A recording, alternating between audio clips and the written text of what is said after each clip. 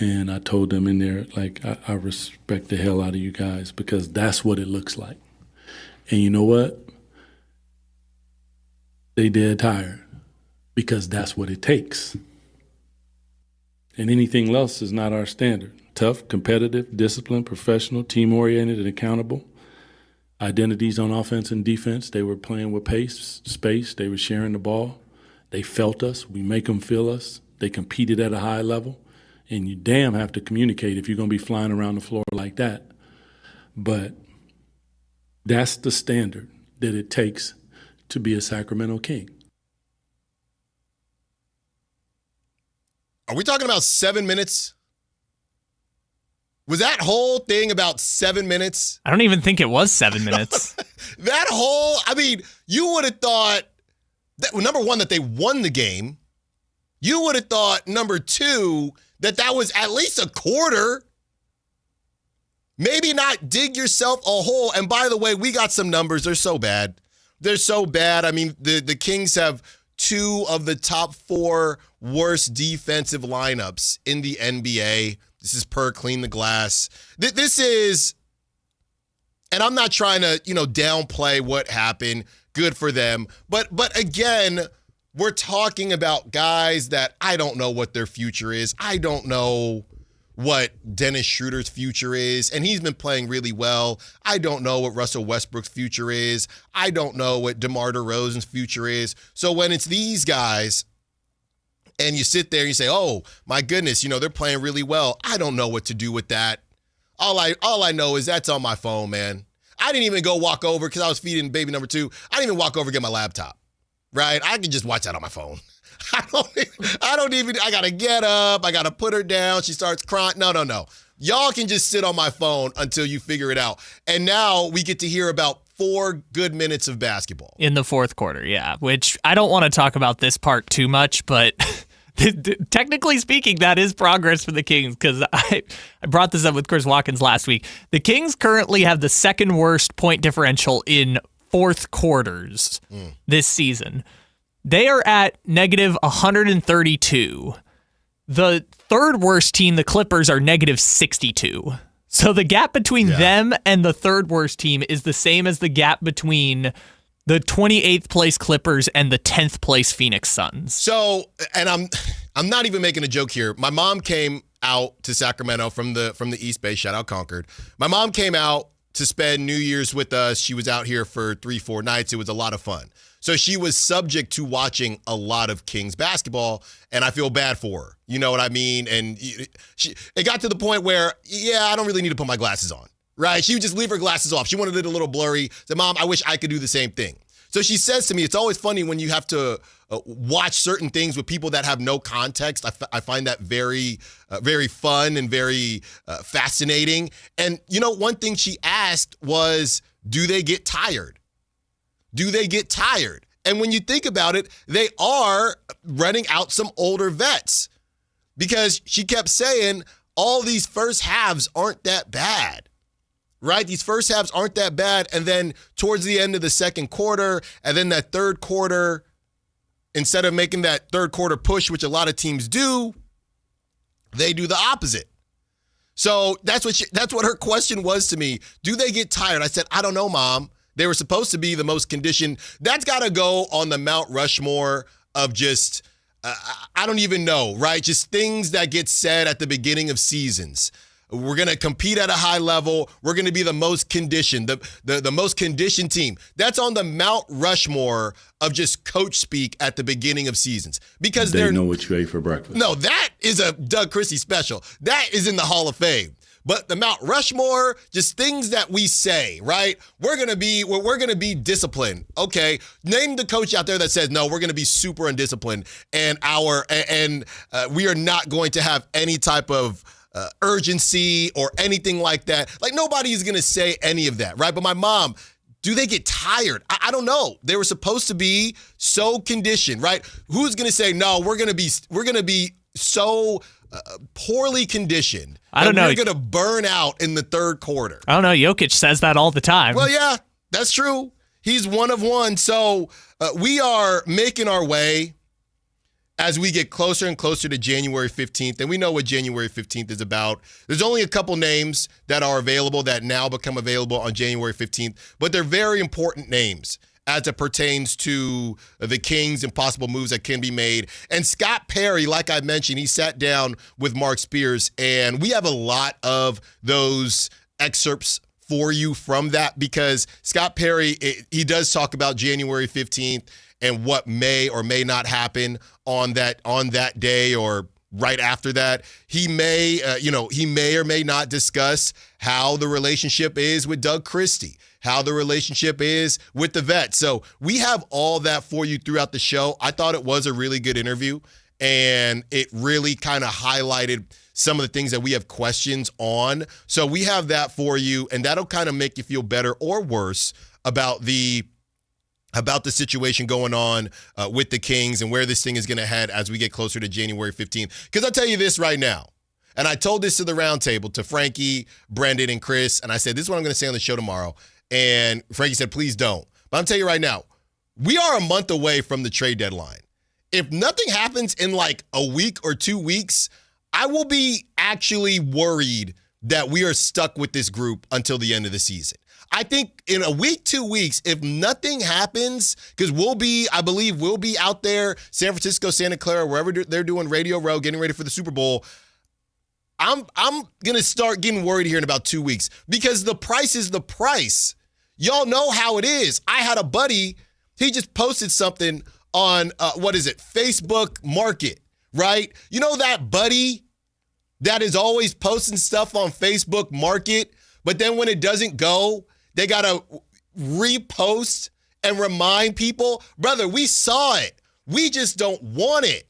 And that's what keeps happening with the Kings. Hey, we still got Malik Monk available. Brother, we know. We don't want him. Zach LaVine. Hey, 2026, get your Zach LaVine. By the way, thank you for bringing that up, Kyle. Thank you for bringing that up. Are we all supposed to just sit here, and I'm not trying to get in trouble first show 2026, but are we? I don't think I make too much money. I think I get paid more. Oh, my goodness. I love that.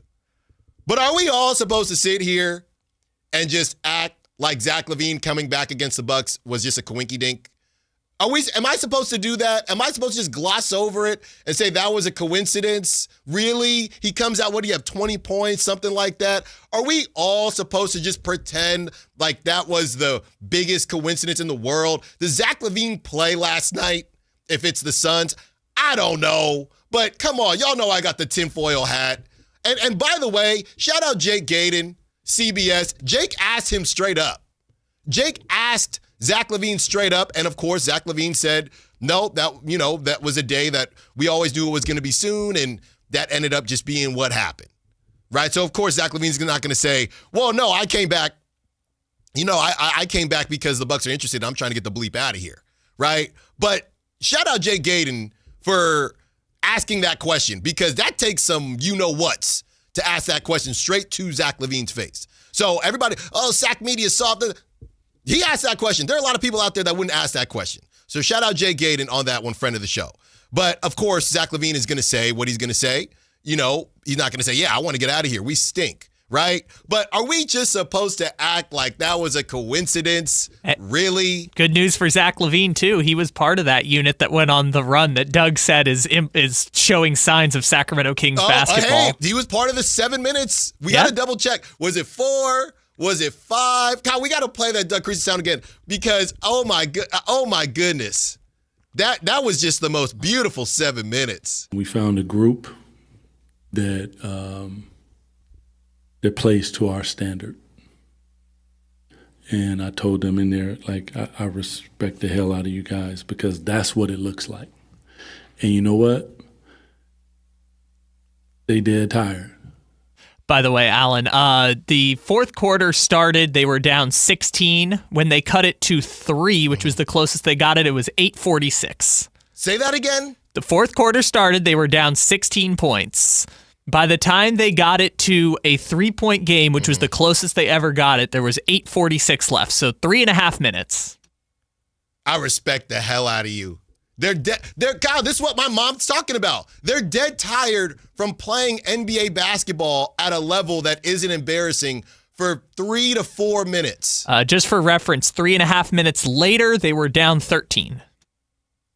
I respect. They burned out. Who's supposed to play at that level, Kyle?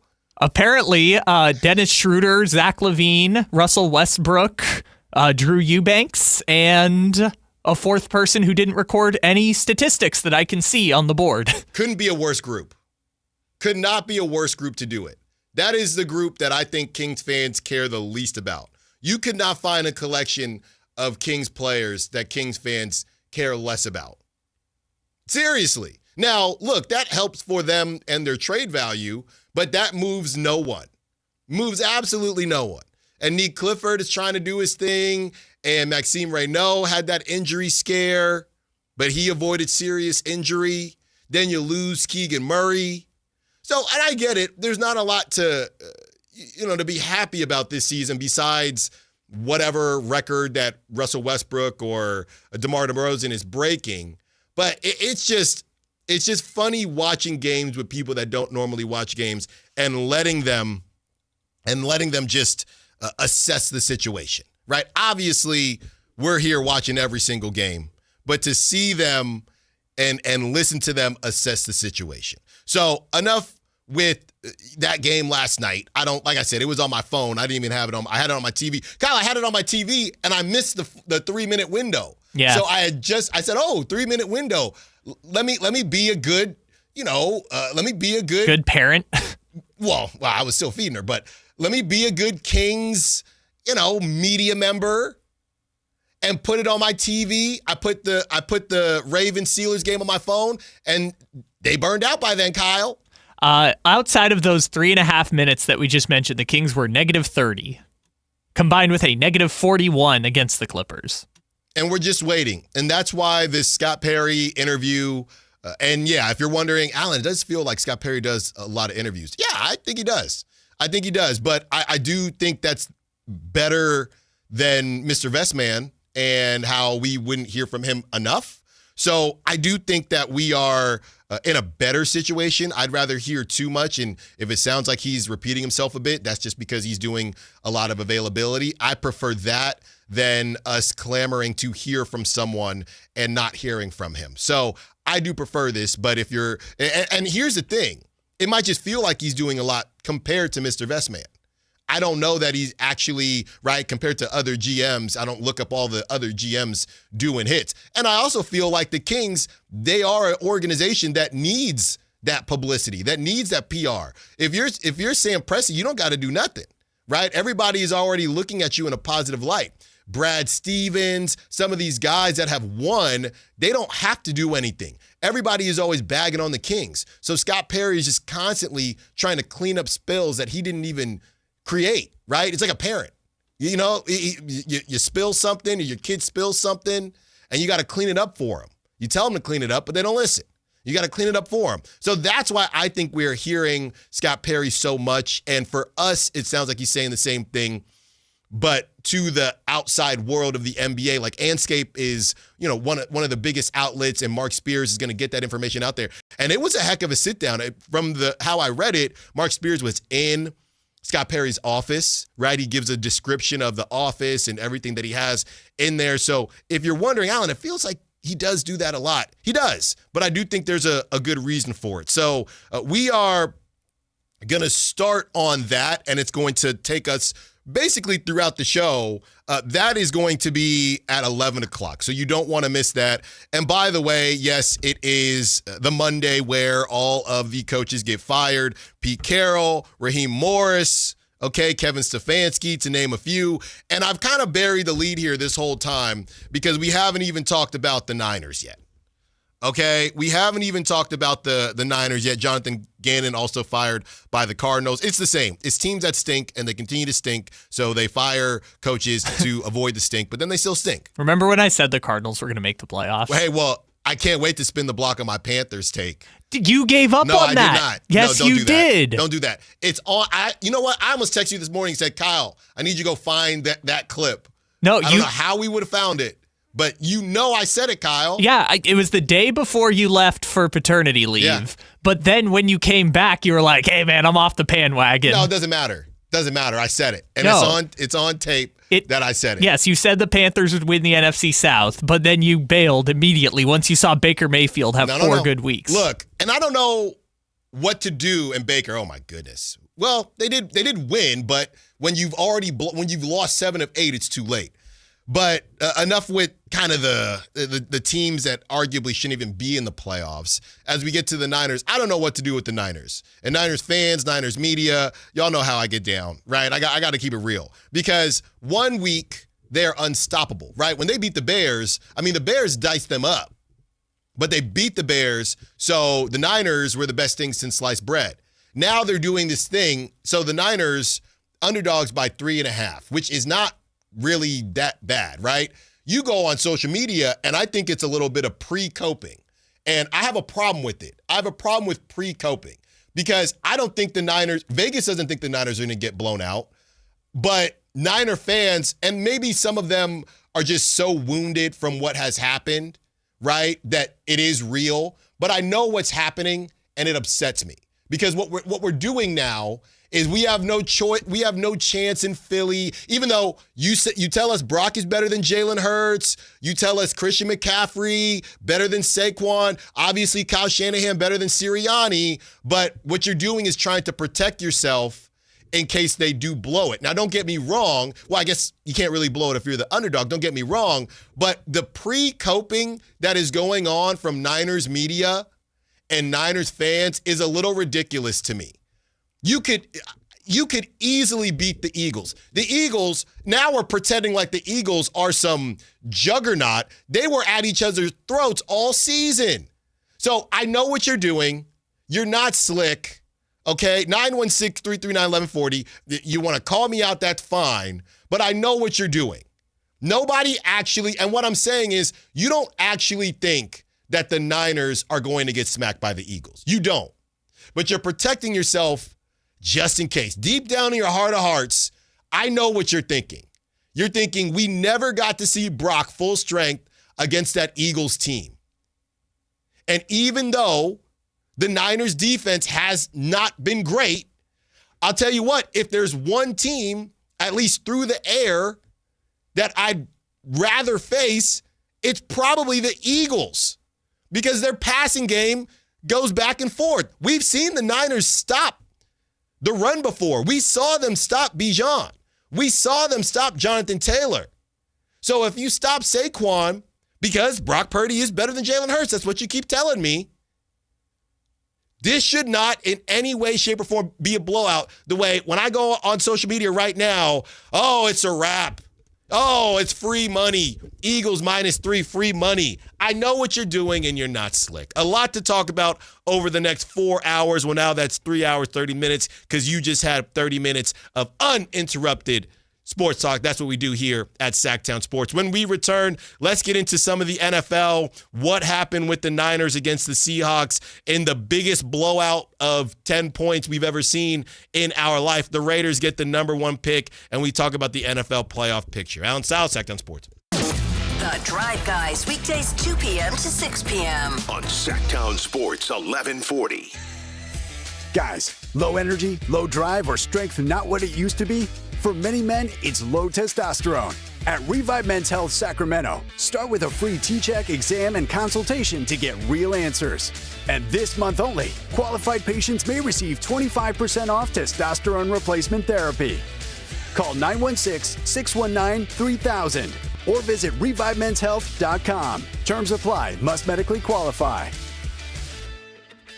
Celebrate the new year in style with a new Honda from Stockton Honda. Whether you're shopping new or pre-owned, Stockton Honda has the selection and savings. With new Hondas in stock and ready to go, now is the time to save on your favorite Honda in person or online. CR-V, HR-V, Pilot, Accord, Civic, and Ridgeline. It's a new year with endless possibilities. Get the deals that make it easy to say yes. Upgrade and save today at Stockton Honda. Anytime, anywhere, it's all here. StocktonHonda.com. Hey, it's Carmichael Dave. I got to tell you, I am so excited to get this decking project started with Trex Decking and Railings. From the first time I stepped foot in the showroom last week, I was so impressed. So many color options. Heat-resistant composite deck. What does that mean? That means I don't have to do any maintenance on it whatsoever. They even have a deck designer, so you can go online and see what your dream deck will look like on your house. Just visit Trex, that's Trex.com to get it started. Tell them Carmichael Dave sent you. Join Sactown Sports Downtown before every Kings game and pick up an In-Shape Fitness Kings Rally Towel while supplies last. If you walk, lift, stretch, or sweat, you belong. Start the year strong and join today at InShape.com. Country in the Park is back. May 8th and 9th at Cal Expo. Miranda Lambert. John Party.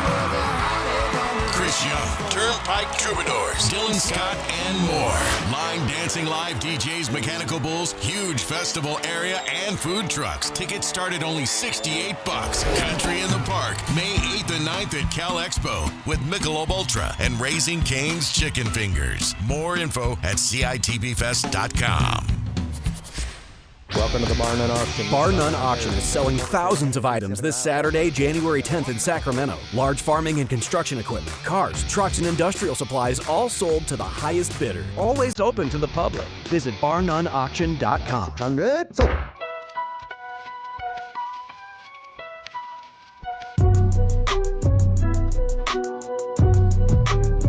Allen Stiles. Watch the show on youtube.com/Sactown Sports 1140.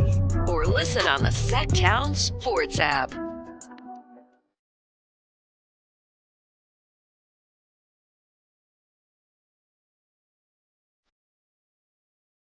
Taking you up to 2 p.m., and I love the Texers, our beloved text line.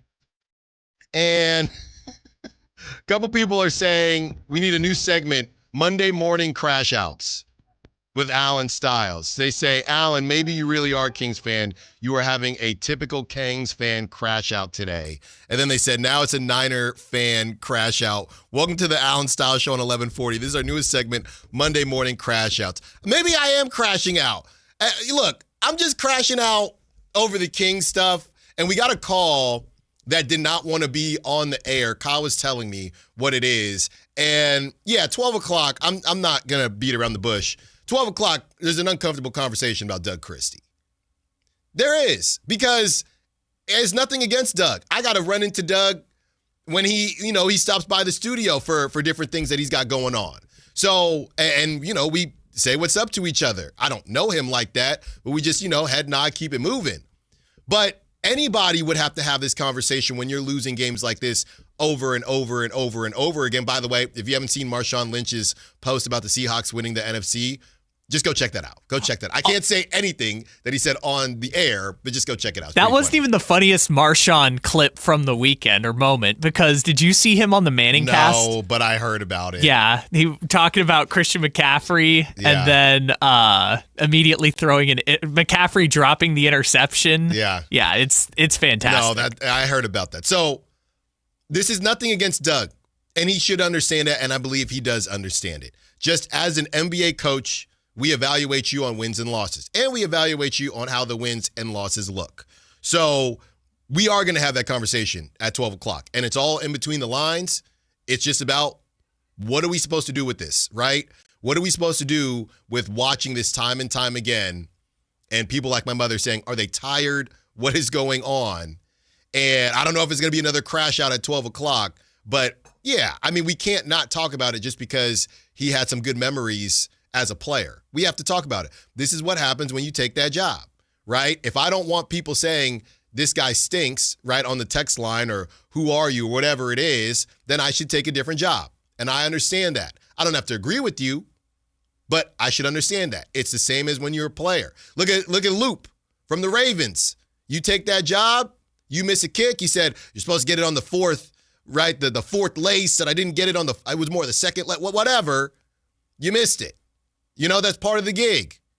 Okay, so nobody is immune to that, and Doug knows that. So 12 o'clock, yeah, to our caller that just kind of wanted to speak with Kyle and give us some information on how he's feeling about the Kings. Yeah, we're having that conversation at 12. And we have, from that same Anscape interview with Mark Spears and Scott Perry, how Scott Perry feels about Doug. So we have that for you as well. Okay, so that's coming up at 12 o'clock. Let's get to Casey, wants to be part of the conversation. What's up, Casey? What you got for us? Happy New Year. Hey, Happy New Year. How are you guys doing? Good. What you got? I was calling to talk Kings, but first I'll comment on the Niners. Mm-hmm. That was probably the most disappointing Niners game I've watched as a fan, more than even the 3 Super Bowls we've lost. Like, that was – we couldn't do anything. Kyle Shanahan wasn't in his bag like he normally is. Like, we just got completely dominated. So, yeah, it was pretty painful to watch. And our defense is probably one of the worst I've ever seen at this point with all the injuries. And, I mean, guys couldn't tackle anybody. That 3rd and 16 or 17 with the 19-yard run. Yeah. I mean – Did you see John Lynch? Did you see John Lynch, that clip of him watching that? Yeah. And the greatest part was Kyle Shanahan at halftime saying, "Oh, we need to tackle better," and then that happened in the second half. It was just like, oh my gosh. I called. Go ahead, Casey. I called to make a comment on the Kings because you guys were talking about basically how miserable this season's going, and I did a little game I did, and I looked at every single team because I was looking at the standings the other day, and I was like, okay, there's a couple teams worse than us, and at the time it was like the Wizards and the Pacers. And then I started thinking, I did the work, and look, there's not a single team in the NBA that has a worse roster than we do, a least desirable roster. There's at least 2 players on every single team that you would take over any player on the Sacramento Kings. Yeah, that's interesting, Casey. Thanks for the call. Happy New Year. That's not where I thought you were going with it, Casey. Where I thought Casey was going with it was kind of the opposite, right? That the idea that the Kings are this bad is why there has to be a conversation about Doug Christie. Because I don't think they're this bad. I don't know that they should be beating the Bucks. But what type of showcase game is that for Zach LaVine when you make the Bucks look like the 95 whatever Bulls, the Jordan era Bulls? That doesn't really help a showcase. They're thinking, well, Bobby Portis had a good game and Kyle Kuzma was there. What do we need Zach LaVine for? So I thought where Casey was going with this was that this team isn't as bad on paper as it's been in reality. But, yeah, I do think that there are it's just cohesion. It's the same things that we've been talking about. It's cohesion. And funny enough, our guy Austin Rivers, we'll hear from him probably tomorrow, but he has a clip about how the NBA, there's no middle class of the NBA, which is funny because I think the Kings are just a middle class team from a payroll perspective and from a talent perspective. And Austin Rivers was trying to bag on the NBA for that. But then you see the Kings part of it who decided to not do that, where there's just 2 guys, 3 guys getting paid a bunch of money and then a bunch of projects, right? 6'8", 6'9" projects like DeJounte Salon, and how the Kings aren't doing that and they're losing games, right? Because you're not having a Peyton Watson take a leap. You're not having a Jalen Johnson take a leap, who went 20th, by the way. So, yeah, to Casey's point, I do think that there are teams performing with more with less and less with more. It's just a team that doesn't make sense. That's just what it is with the Sacramento Kings. That's what it's been. Just for reference, the Kings are 17th this year in active salary cap, which is essentially how much their active roster is getting paid. Essentially right there in the middle. You know, and a lot of these teams, like Austin Rivers says, there's a couple guys on minimum deals and then guys getting $60 million. The Kings, yeah, they have Zach LaVine and Domantas Sabonis, but all the middle-class contracts are viewed as bad contracts. DeMar DeRozan, not terrible, but not a great contract. Nobody wants to touch Malik Monk's contract. A couple years ago, that's a fine contract, right? So they have these, Dennis Schroeder, they have a bunch of middle-class contracts, and people don't like that. So, yeah, that's a good call from Casey. Wanted to get to some of the NFL stuff. Raheem Morris fired after 2 years. You know, he gave a hug to Arthur Blank, and then Arthur Blank said, "You up out of here." So that happened. Kevin Stefanski fired by the Cleveland Browns. Pete Carroll is out. Tom Brady is going to be more involved with the Raiders as they look for yet another head coach to go along with what we presume to be a franchise quarterback. And Jonathan Gannon. And by the way, I don't know what to do with Fernando Mendoza. I watched him against Alabama. The running, right? Whenever there's a guy running around a lot in college but doesn't have burner speed, I just don't know what to do. The Alabama team was just outmatched. So Fernando Mendoza running around for however many yards, I think he was set at 18.5, which is actually a lot more than 18.5 because in college, sacks count for negative yards. So I would say in the NFL, that would honestly be more like 30 in my mind because those sacks do matter. But I don't know. I watched a good bit of Alabama, Indiana when I wasn't changing diapers, and I didn't leave. Even though they dominated Alabama, it was such a dominant performance. I didn't really have a lot to pay attention to when it came to Fernando Mendoza. So I'm really excited to watch him again versus Oregon because I still want to take him, but as a Raider fan, but I didn't see any like our guy Trinidad Chambliss, he's my guy now. 5'11", big fan. D2. Oh my goodness, give me this guy, right? But I don't know. He's a guy that everyone's saying, well, he might just be a college dude. He's, like I said, not 6 foot, 23 years old, I believe, already. Trying to get an extra year eligibility. Hey, just do it. Just be a better PR Diego Pavia. Just go do it. But even that performance, if he looked a little different, right, 6'5", whatever, then I would say this is our guy. But Fernando's performance, I didn't leave thinking, okay, this is why we need him. But it didn't turn me off either. It was just, Indiana was just better. The only thing I know were all the memes, right, from Cignetti. That's literally what we left that game with. Yeah, the Mendoza thing is interesting because you're relying on people who are smarter than you and paying attention to this stuff to tell you how good he is. I mean, obviously he won the Heisman Trophy. It's not like he's been a bad quarterback, but so much of what he does well is a product of Indiana having a lot of really talented players and great skill players and a great offensive line.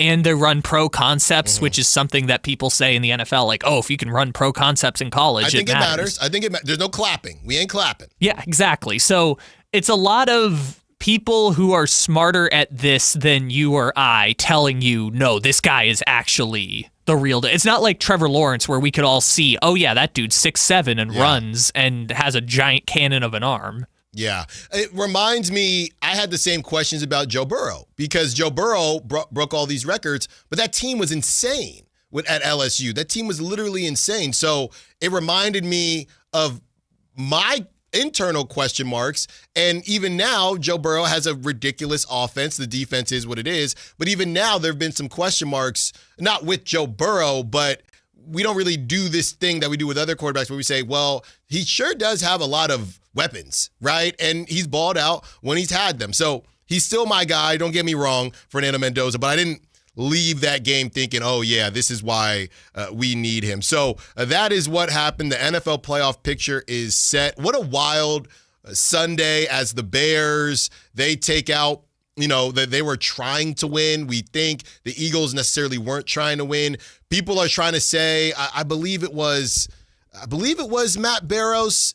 If I'm mistaken, somebody please correct me. But the idea that the Eagles were trying to get the Niners, I don't think they were trying to get the Niners. I think they just wanted to rest their guys and didn't care if they got the 2 or the 3 seed. I don't think it was, oh, no, we want the Niners. We don't got to do that. We don't have to do that. And George Kittle was saying, go Cardinals, hoping that the Niners could avoid the Eagles. That's what I'm saying. So we don't have to do that. I understand why we do it. But in my opinion, that was just the Eagles not necessarily knowing, not really caring, right? They just wanted to go ahead and take their playoff spot and get into the playoffs healthy. That was the most important thing. When we return, we are going to have a deeper conversation about the Niners, and we're also going to discuss that Kings versus Bucks box score and those glorious 3 minutes. Allen Stiles, Sactown Sports. With Progressive's Name Your Price tool, you can choose the best coverage option for you. Because you know you. Like, you know that hiking isn't for you. Sure, it sounds nice to be in nature while exercising, but that's what a gym and houseplants are for. I mean, you don't even like walking upstairs. So why would you walk up a hill for miles? To what, end up high in the air? Come on, you know you're scared of heights. Only you know you. So get coverage options within your budget with Progressive's Name Your Price tool. Progressive Casualty Insurance Company and affiliates. Price and coverage match limited by state law. Wesley Financial Group is not a law firm. I'm Chuck McDowell, founder of Wesley Financial Group. Did you buy a timeshare because they told you it was a great investment? That's a lie. Most timeshares can be bought online for $1. To find out what your timeshare is worth and to cancel it, call us today and we'll send you our timeshare exit kit free with all your options for cancellation. Call Wesley for your free exit info guide. 800-771-1300. That's 800-771-1300. I'm Craig Ashton of the injury law firm of Ashton & Price. The winter months bring joy, but also with more rain and snow, unfortunately, more accidents. Over the last quarter century, thousands of Northern California residents have looked to Ashton & Price to be their root op with a law license to guide them through the storm of an injury claim. As always, we wish you and your family the safest and happiest of holidays. But if you need us, at Ashton & Price, we're here for you. So whether you've been naughty or nice, happiest holidays from Ashton & Price.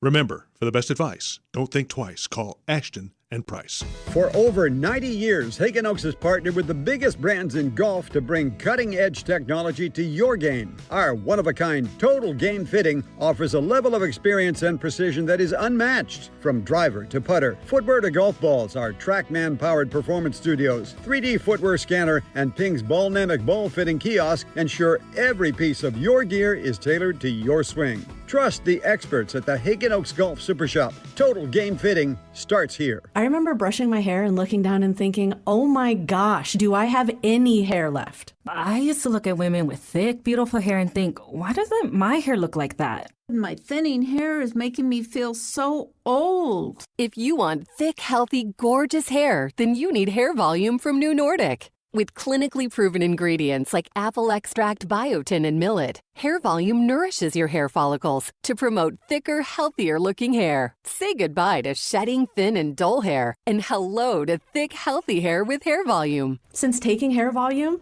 the shedding has all but stopped. Now, instead of being jealous of other women's hair, I have friends who are jealous of mine. My hairdresser couldn't believe the difference in my hair. Now she's using Hair Volume too. Available as a tablet or delicious gummy, Hair Volume is available online at Amazon and NewNordicUSA.com, or find Hair Volume in the hair care aisle at your local CVS. Hi, this is Greg Papa. Disasters hit every day. If your home, business, or building has suffered from any disaster, SunPoint Public Adjusters can help. SunPoint prepares, presents, and negotiates your claim with the insurance company, working only for you, making sure you get everything you're entitled to and letting your focus be on what's most important, your family or your business. Call SunPoint today at 888-247-7865 or contact us at sunpoint.us. SunPoint Public Adjusters, the gold standard in public adjusting. License number 2N14884. California's largest sportsman's travel event is back. Outfitters, guides, lodges, and destinations. Your chance to meet the experts who'll make your trip unforgettable. January 15th through 18th at Cal Expo in Sacramento. Details at sportsexpos.com.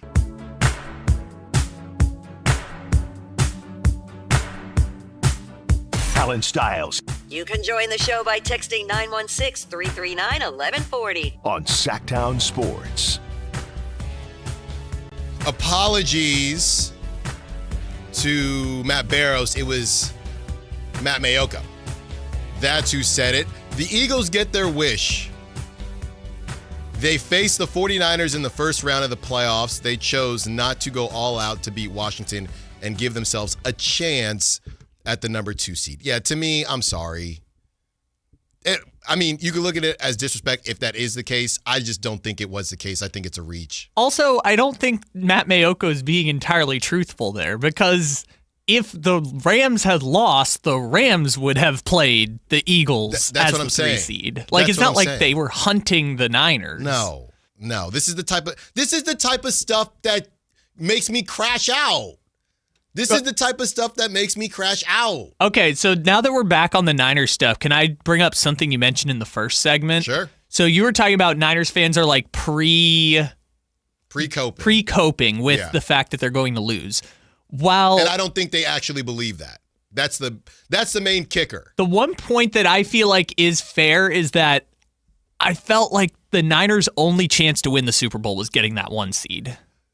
I agree, but it's weird to me, and I even found myself doing it too, that they probably would have preferred Chicago because it could have been another shootout. But I like Chicago's offense, even without, by the way, all these jokes about Keon Coleman are funny. You know, he cookies and all the Cam Newton stuff. That Rome Odunze, it's going to happen with Rome Odunze pretty soon here. I mean, but he's hurt. Like, the difference is Keon Coleman just sucks. Yeah, but Rome Odunze, even when he was, I mean, Luther Burden kind of Wally pipped him, even before being hurt. Yeah, we'll see how that one plays. Okay, yes, but everybody's saying they probably would have rather had the Bears because it could have been another shootout. But, I mean, I trust the Bears' offense way more. I get it, the Eagles' defense, but Eagles defense, and it's all about scheme. And I know that I don't believe the Niners have seen Vic Fangio and the Eagles since the change. I don't believe they have. I was texting my buddy about that, who's in Philly right now. But the only thing we know about Kyle Shanahan is that there are a couple schemes that he doesn't like, right? He doesn't like the Chiefs scheme, okay, and the Seahawks scheme and the Vikings. So right? Good defenses. But it's specific to scheme, in my opinion. Like, the Rams have a good defense, but I don't think they normally don't have trouble scoring against the Rams. It's specific schemes. Now, we haven't seen it against the Eagles, right? But the Bears, we have seen. So it's really, do you trust the Eagles' defense enough? I think what I'm trying to say is I trust the Niners' offense more than I trust the Eagles' offense, even against a bad Niners defense. That Bears team, they know that they can move the football. We haven't seen it. So maybe that's why everybody is going the direction of Allen. At least we know that we can beat the Bears. We haven't faced the Eagles. And let's not forget this. What about the revenge game aspect? What about Brock Purdy trying to get revenge on when he blew out his elbow? So I don't know. It's 3.5. Vegas does not think there's going to be a blowout. It's not even disrespectful. Right. I understand that they're in a disadvantage going to Philadelphia for a playoff game. I guess my point was, like, I understand the Niner fan who rationally looks up and says, oh, yeah, we are tremendously outperforming this season, and our chances to actually go on a run kind of just ended by losing to the Seahawks. Because now, instead of you get home field advantage through the Super Bowl, a first-round bye where these teams are going to knock themselves out. Yeah. Most likely you got to go at Philly, at Seattle, at Rams or Bears in order to get to the Super Bowl now. And that's a brutal stretch for a team that, as Casey said earlier, has the worst defense he's seen the Niners have. Yeah. Yeah, I mean, it's less about, I guess to me, I understand what you're saying. It's the same thing that we talk about with the Dolphins, because the Dolphins can't play in cold weather, right? If the Dolphins, if they were ever going to do anything with Tua, they would have needed to win the AFC, and that's the only way to get it done. I feel the same, don't get me wrong, about the Niners. I'm just still not confident about who I would say would beat the Niners. I know we've seen the Rams and the Eagles, the Rams and the Seahawks, I guess, to get to the Super Bowl. I'm not even looking forward to the Super Bowl, Kyle. I'm simply saying that the idea that the Niners are completely cooked against an Eagles team that was kind of shaky themselves with the whole. By the way, Devontae Smith got to catch footballs for the first time in a month. So I don't know. I just think that they have a better head coach. I don't know. Yeah, Brock is better than Jalen Hurts. I don't think it's by as wide of a margin as those would maybe want us to believe, but they do have a better quarterback. The running back, you could call that a split, but what McCaffrey does in the passing game is obviously a big thing there. Yeah, the Eagles' defense is way better, but I do think that offense is very questionable, and I've seen the Niners stop. By the way, it's not even about the Niners. The Eagles haven't been able to run the football against anybody.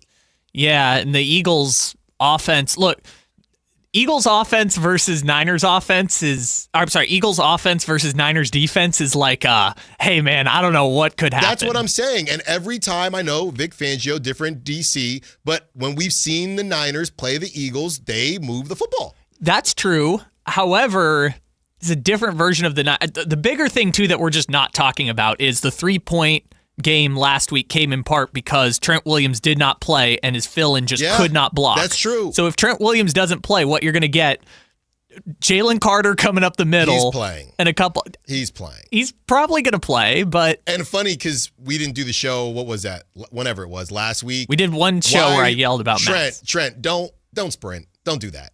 Don't ever do that again. That's like a quarterback trying to tackle after a pick. Just let it rock. Just let it rock. Yeah. But and the other thing is, too, I don't know what to do with this. Some people are being a little bit disrespectful. But, look, fans are going to fan. Yeah, the Ricky Pearsall thing, I don't know what to do with that, man. You're talking to someone who would know it better than most because I had Ricky on my fantasy team. I mean, he's just questionable every week. I don't know. Yeah, I was confused because all week when we were doing fill-in shows, I was like, well, McCaffrey might not play. And then McCaffrey played, and then Pearsall didn't. I was like, we didn't even talk about Ricky being out. Yeah, it's tough. And I know it's frustrating. You know, most people are keeping it between the lines. You know, some aren't. But I don't know what to do with Ricky Pearsall, man. You know, when we've seen him, he's had a couple nice routes, and he can do some things. But if you can't stay on the field, they have to probably take another wide receiver next season or in this upcoming draft. They have to do it. I don't see how they don't. Especially they're not going to re-sign Juwan Jennings at the end of the year. Yeah. So And this is the thing we do. Now, all of a sudden, Ricky Pearsall is Jerry Rice, right? So the Niners lose to the Seahawks, and I get the Trent Williams thing, but now it's, well, they had no separation. Did Kendrick Bourne even play? No, he doesn't play anymore. They had no separation because Ricky Pearsall couldn't play. I mean, come on now. Kendrick Bourne got his lunch taken by DeMarcus Robinson. Yeah. Who now I see on every play. Literally. DeMarcus Robinson, he's out there. Kendrick Bourne, and I know some prop talk, Shmal Miles, everybody was just smashing Kendrick Bourne's number because of no Ricky. I don't think the brother got a target. Look, the Niners situation is not ideal, but my kind of thing, going back to the crash out, is like it wasn't ideal before, but they were still going to steal the number 1 seed. Like if the Niners had gotten the 1 seed and immediately lost in the divisional round, I wouldn't have been all that surprised, but it would have dramatically helped their chances to get to even just the NFC Championship game, to have a bye where teams are going to knock themselves out in the wild card and play at home. And now, you know, they have to play unless the Packers go on a run, 3 road games against teams that I feel like are better than the Niners, or at the very least will be favored against the Niners in all 3 games. Yeah, we didn't see a Dougie a couple days ago. We didn't see any Dougies from Brock Purdy, did we? No Dougie. No Dougies. Although I did revisit remember that commercial he did where he's doing the line dancing thing? Yeah. I was like, Brock can scoot, man. No, he got a little wiggle. He might like corn, but the dude got a little wiggle to him. He like tractors.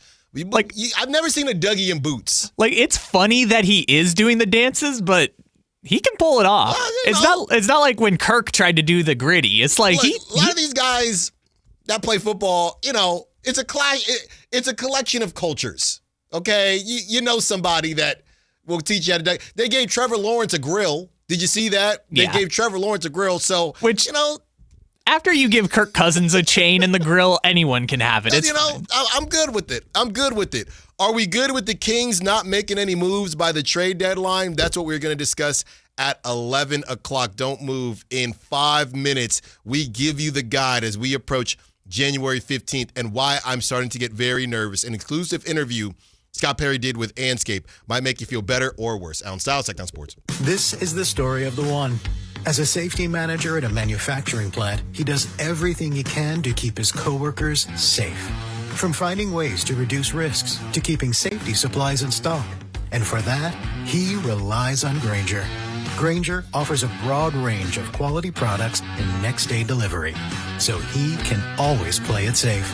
Call 1-800-GRAINGER, click Grainger.com, or just stop by. Grainger, for the ones who get it done. Wesley Financial Group is not a law firm. I'm Chuck McDowell, founder of Wesley Financial Group. Did you buy a timeshare because they told you it was a great investment? That's a lie. Most timeshares can be bought online for $1. To find out what your timeshare is worth and to cancel it, call us today and we'll send you our timeshare exit kit free with all your options for cancellation. Call Wesley for your free exit info guide. 800-771-1300. That's 800-771-1300. Progressive's accident response can detect and send help when you need it most after a major car accident. But other accidents, you're on your own. Like when you accidentally call your wife Mom. When you accidentally say Happy Holidays on someone's birthday. When you accidentally wave at someone you thought was waving at you.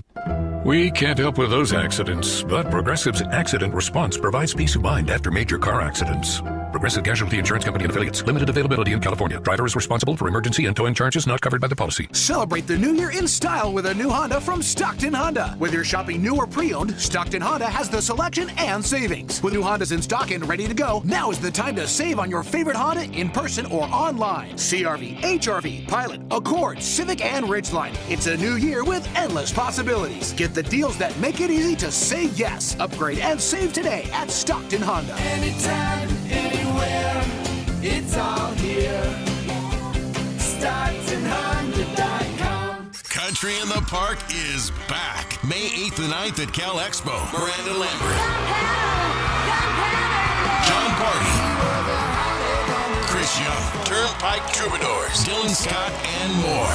Line dancing live DJs, mechanical bulls, huge festival area, and food trucks. Tickets start at only $68. Country in the Park. May 8th and 9th at Cal Expo with Michelob Ultra and Raising Cane's Chicken Fingers. More info at CITBFest.com. Guys, low energy, low drive, or strength not what it used to be? For many men, it's low testosterone. At Revive Men's Health Sacramento, start with a free T-check, exam, and consultation to get real answers. And this month only, qualified patients may receive 25% off testosterone replacement therapy. Call 916-619-3000 or visit ReviveMen'sHealth.com. Terms apply. Must medically qualify. Hey, it's Carmichael Dave. I got to tell you, I am so excited to get this decking project started with Trex Decking and Railings. From the first time I stepped foot in the showroom last week, I was so impressed. So many color options, heat-resistant composite deck. What does that mean? That means I don't have to do any maintenance on it whatsoever. They even have a deck designer, so you can go online and see what your dream deck will look like on your house. Just visit Trex, that's Trex.com to get it started. Tell them Carmichael Dave sent you. Your local sports leader in the 916. KHTK HD1 Sacramento. KYMX HD3 Sacramento. From the Power Business Technology Toshiba Studios. Sactown Sports 1140.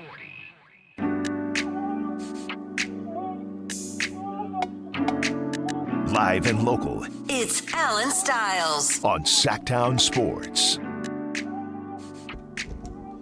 Taking you up to 2 p.m. First show of 2026. 1 hour down, 3 to go.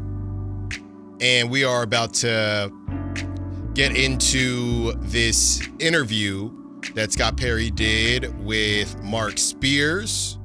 Okay, we are officially a month away from NBA trade deadline.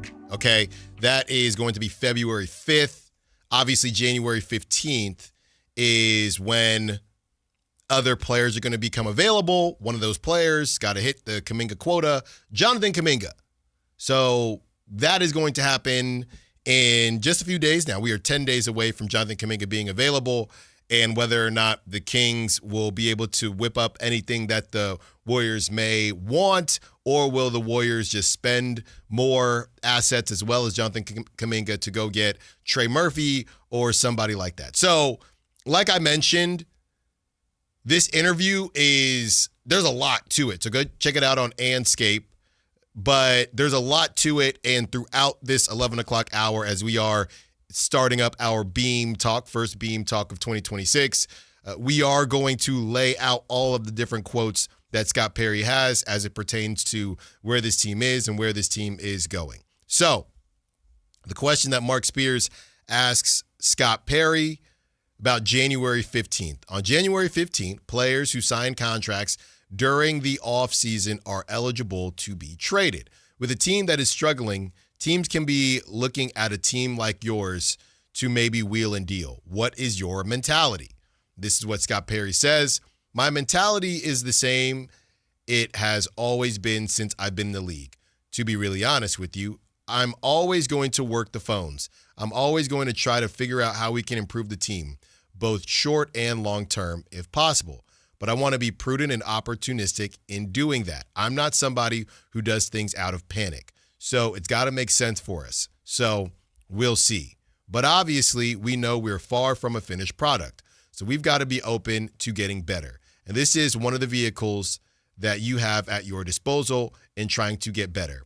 It's seeing that there's a trade that makes sense and fits for not only you, but it's got to fit for the other team or teams that you're involved with. So we talked about Scott Perry last week on Hoop Genius when he was saying a lot of details. Don't forget my podcast. A lot of details about how tough it is to get a deal done, especially now with the second apron. And it's not as easy as just match a salary, bing, bam, boom. You got to get other teams involved. This is why it's a bit rare to see just 2-team trades these days. And I'm thinking, as I'm listening to all of this, right, whether it's that interview or the interview that he just did with Mark Spears, and as he continues to say the prudent and opportunistic thing, I think we're honestly about 2 weeks away from having an uncomfortable conversation about this team not moving anyone. If the only way they can move someone is by attaching assets, I don't think Scott Perry wants to do it. And I don't really blame him. Even if that asset is Keon. Keon, we got to, keep an eye on his minutes, but they've started to improve for the most part. But I think from everything that we've heard, they're trying to salvage things with Keon. I mean, he played 5 minutes. He played 5 minutes last night. Are you serious? 5 minutes last night. Oh, I thought he played way more. No. 5 minutes last night. So as I say that. Did Malik play a bunch? Malik didn't play at all. Yeah, who was playing? So I don't know if he's having conversations with Keon in different rooms of the Golden One Center building. I'm not sure, but from everything that we've heard, they don't want Keon to be a sweetener. And if they don't want Keon to be a sweetener and they don't want to attach any assets, I'm just not quite sure how they're going to make a move. I don't know. If I'm the Bucks, and I've said this before, I just don't know why you're giving up Kyle Kuzma and Bobby Portis for Kyle Kuzma. What do you have? We only had 3 points last night, 4 rebounds, 4 assists, 18 minutes. Bobby Portis, 9 points, 11 rebounds. I just don't know why you're giving those guys up for Zach LaVine. I've said it from day one. And a lot of people, I think all of us are pretty much in on Bobby Portis, but not as in on Kyle Kuzma. If you're the Kings, you do that deal immediately.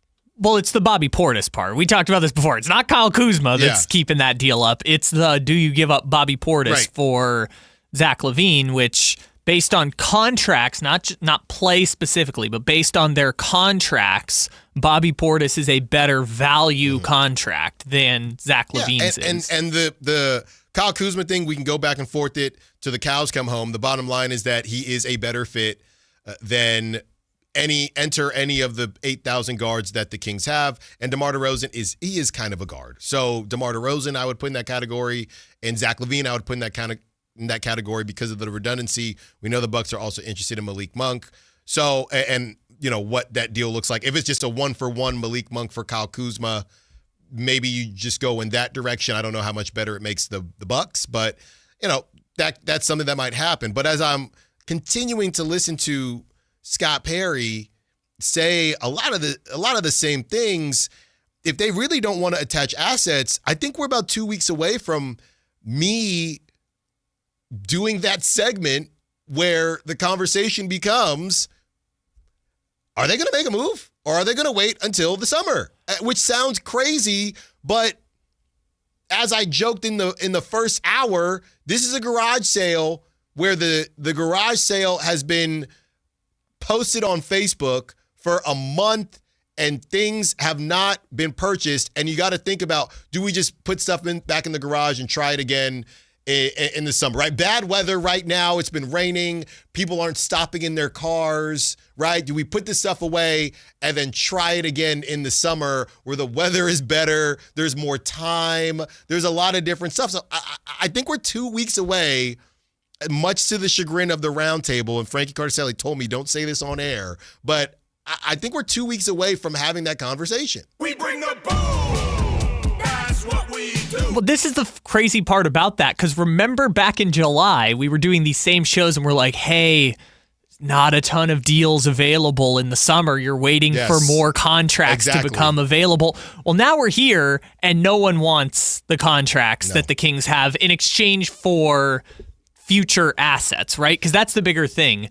If we get the breaking news on February 4th that the Kings have swapped Malik Monk for Kyle Kuzma, no picks going either way, it's not going to feel like they made any improvement. It feels like they've just reshuffled the contracts and reshuffled the rotation, essentially. Well, they would have gotten rid of a year because Malik has 3 more years and Kyle Kuzma only has 2. Yeah, and you would get a power forward, which, again, I said it last week, I'd rather have Kyle Kuzma sit instead of Malik Monk sitting, because at least Kyle Kuzma can play power forward. Yeah. So I don't feel like that is the type of move we're even talking about here. We're talking about a move where you're actually bringing in a future asset or something that will potentially help the current team, right? If you're trading DeMar DeRozan, it was the John Collins deal with the expiring contract and maybe a pick or something like that. Or him going to the Lakers for Gabe Vincent and a couple picks or something like that. Those are the types of deals that I think people were more expecting, instead of like they just make a trade just to kind of reshuffle the salaries a little bit. Yeah. Yeah, and the DeMar DeRozan thing, I've pretty much just been beat down on the DeMar DeRozan thing. I'm just not really convinced he's going anywhere. He is only owed $10 million next season. Scott Perry talked about it with Mark Spears, how important he has been to this team. I just don't think he's going anywhere. I don't know who's interested. I know I saw Matt George talking about how the way he's been playing, somebody should be interested. But DeMar has been doing this for a while, and we've heard absolutely no smoke. And we're going to go through the teams, right, as we get closer to the deadline. But we've heard absolutely nothing, which technically should be a good thing, because when you're hearing a bunch of stuff, all we keep hearing is that these guys are available. Realistically, I think we're talking maybe Dennis Schroeder gets moved, maybe Malik Monk, but I don't think ever going to be a mass exodus. I thought it would be DeMar, but I don't know, man. I mean, I think Scott Perry does value DeMar, and they have a lot of flexibility at the end of the season because it is a non-guaranteed contract. So I think it's a real conversation. We're not necessarily having that conversation now, but in about 2 weeks, so that would be a couple days after the 15th, if we're sitting here looking at the same thing, and number one, I just feel bad for Kings fans, but if we're looking at the same thing, Scott Perry might have in his mind, it is not crazy to go into the offseason and see what opens up there. The reality is time is going to make these deals look better. I guess the one thing, or the one silver lining you could take out of not reshuffling the roster, like let's say it's the same group and all you're doing maybe is the Malik for Kuzma deal or something like that. If you're, what are they right now? 8-29. Yeah. If you're 11-42 in March, that's the time to say, hey, DeMar, it's not about you. Just gonna DNP you. Yeah. Zach, we're just gonna DNP you. We're obviously out of the playoff picture. We're not competing for anything. We're just gonna play the young guys. Maybe you'll get in garbage time. Because it's not about them and trying to compete. It's everyone knows what this is at that point. We know we're not doing anything. We know the season's a wash. We're just going to sit you guys down and play the young guys and have it be, I guess, less offensive. Like, it's never going to be great, but it's, I guess, less offensive to sit them down at that point. And I don't know that they can do that with Zach LaVine. I think Zach LaVine might make too much money. They can do that with DeMar DeRozan. I feel like DeMar DeRozan, because we just were talking about this. There's no the rule is the stars and it's national games, but Obviously, the Jazz got in trouble. So there are ways to do it that I think are viewed as ethical and some ways that are viewed as non-ethical. Remember last year when the Wizards against the Kings sat all the veterans in the fourth quarter? They didn't get in trouble. No, JT Thor beat them. Yeah. What are we getting in trouble for? You We beat can't get them. in trouble if you win. That's the other thing, too. And as far as the Zach LaVine thing, we understand. Look, he's going to have one more year. I understand why they would wait on that. The DeMar thing, we were talking to Yossi Goslin, and he was discussing how the buyout situation, if somebody's thinking, well, they could buy out DeMar DeRozan. Well, DeMar DeRozan and his agent probably wouldn't agree to that because they would be sacrificing the money that somebody going to pay him next season. Doesn't have to be the Kings, but that $14 million, because it is a $24 million contract, he gets the $10 million no matter what, whatever team he's on. At the, when January of 2027 comes around, he would be paid that $14 million unless they come to a decision and it doesn't look like anybody's going to pay him that money. But right now, I think they would go into the summer, him and his agent, before just saying, hey, I want to buy out to go run to some contender to play for a lot less money. We're just not hearing anything, so I don't really know why DeMar would do that if there wasn't a specific contender in mind. Well, the only exit out of the contract with 100% certainty other than a buyout is you just waive him and say, we'll pay you $10 million and you're a free agent now. Yeah. And I don't know if that's patient and prudent either, right?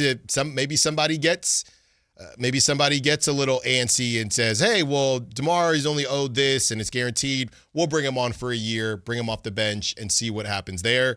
So, yeah, the DeMar thing, that's kind of sitting. The Zach LaVine thing, that's one more year. It'll turn into an expiring contract, so I can see them saying we're good there. Domantas Sabonis has to stay. His value is completely bleeped up because he hasn't played. You look at Malik Monk. We know that Malik Monk's been available, so I'm looking at Malik and Dennis Schroeder as the two guys that could get moved. I know somebody on the chat, Charlie, is talking about Dennis Schroeder to the Timberwolves. I think that makes a decent amount of sense. Obviously, they're looking for a point guard. They're another team where Ant does have the ball a lot.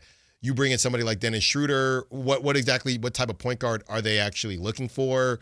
And what would the Kings get back? So I think at the end of the day, I'm looking at Malik and I'm looking at Dennis Schroeder, all the other guys, which is, I think, who a lot of fans would prefer to go because of where they're at in their contracts. I could see Scott Perry say, I don't necessarily need to rush this. DeMar isn't a guaranteed contract next season, and Zach LaVine is expiring next season, so it is what it is. I guess the one that we shouldn't just give up on either is that Keon does get moved for the couple seconds and a team absorbs him into what little cap space they have. Like, I do think that's still on the table. We were hearing back in December about how, he's got the most robust market and the most teams are interested in calling about him because of his contract. So I still feel like we shouldn't rule out the possibility, but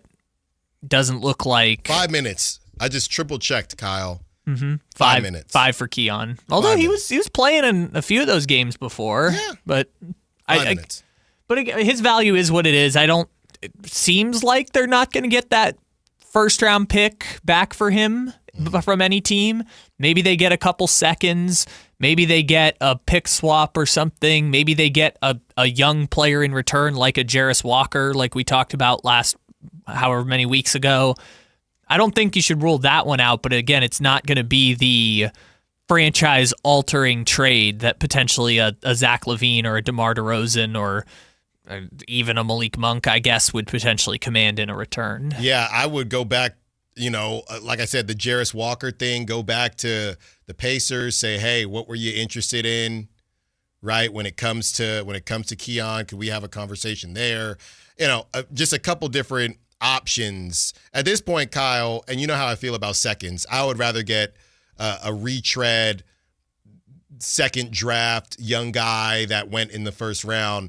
I'd rather take that than a second rounder because, I don't know. I prefer that.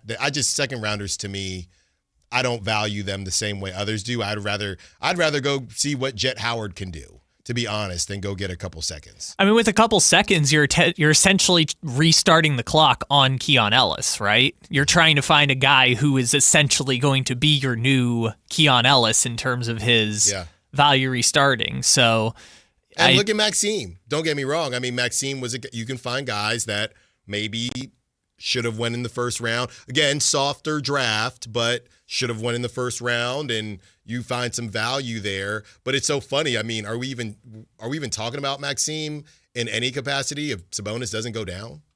I mean, Maxime didn't really play all that much before Sabonis went down, and before they finally decided to move Drew Eubanks to the bench, and then Drew Eubanks got hurt. But I don't know. I don't know what to do with the Maxime thing, as I eloquently ranted about the last time we did a show together on Monday. I just don't know what to do with the Maxime of it all. I don't know what to do with the Nick Clifford of it all, but it's all you have to hang on to of pieces that you know for sure will be on the team next season. Yeah. So as far as the showcase game is concerned, Zach LaVine came off the bench but played 36 minutes. He had 20 points. He was 6 of 12 from the field, 2 of 4 from three-point land. He was 6 of 6 from the free throw line. He had 4 assists and 3 rebounds. Yeah, if I'm Milwaukee, and just to do the comparison, like I mentioned, he would be coming in. Right now, they're giving Kevin Porter Jr. 40 minutes. He had 25 points. He actually played pretty well. AJ Green is probably the guy. AJ Green played 32 minutes and had 1 point. He was a plus 25, but he was 0 of 6. Didn't they just extend him, though? Yeah, he got a 4-year deal. Ryan Rollins, kind of a quiet night, 12 points, 4 of 11. And then you have, obviously, Miles Turner. So Zach LaVine comes in. That is sending either Kevin Porter or probably AJ Green to the bench, and that's not a crazy contract, so you're okay with that. But now AJ Green is coming off the bench, and this is what I'm talking about, man. You're going to have to play Thanasis, literally. So now off your bench, you played 4 guys. You played 2 guards and Bobby Portis and Kyle Kuzma. You played Gary Harris, Gary Harris and Gary Trent Jr. By the way, Gary Harris would have to come to Sac in that trade. So you don't even have him. And so 3 of the 4 guys you played off the bench are now gone. And now AJ Green. I just don't see it happening. You got to play Amir Coffey. Yeah. And Andre Jackson Jr. Or make it Cole Anthony and his Timbs. Yeah, man, that Cole Anthony thing is rough. Jericho Sims. So I don't see it. The only thing I see happening is Malik Monk, and you're just saying Malik Monk is better than Gary Harris, right? Who's getting 15 minutes and adds to what Gary Trent Jr. is doing. I mean, they could make another trade after the Zach LaVine one, but I'm just saying they don't have a lot of assets to do anything. No, because they're paying Damian Lillard $25 million to rehab in Portland at this point, which yeah. Even Keon doesn't really help them. I mean, that's just another guard. No, not really. Pool guy Mark says the sad truth is we probably have to attach assets to get rid of Sabonis and LaVine. And they're not, I don't see them doing it. Obviously, I don't know that for a fact.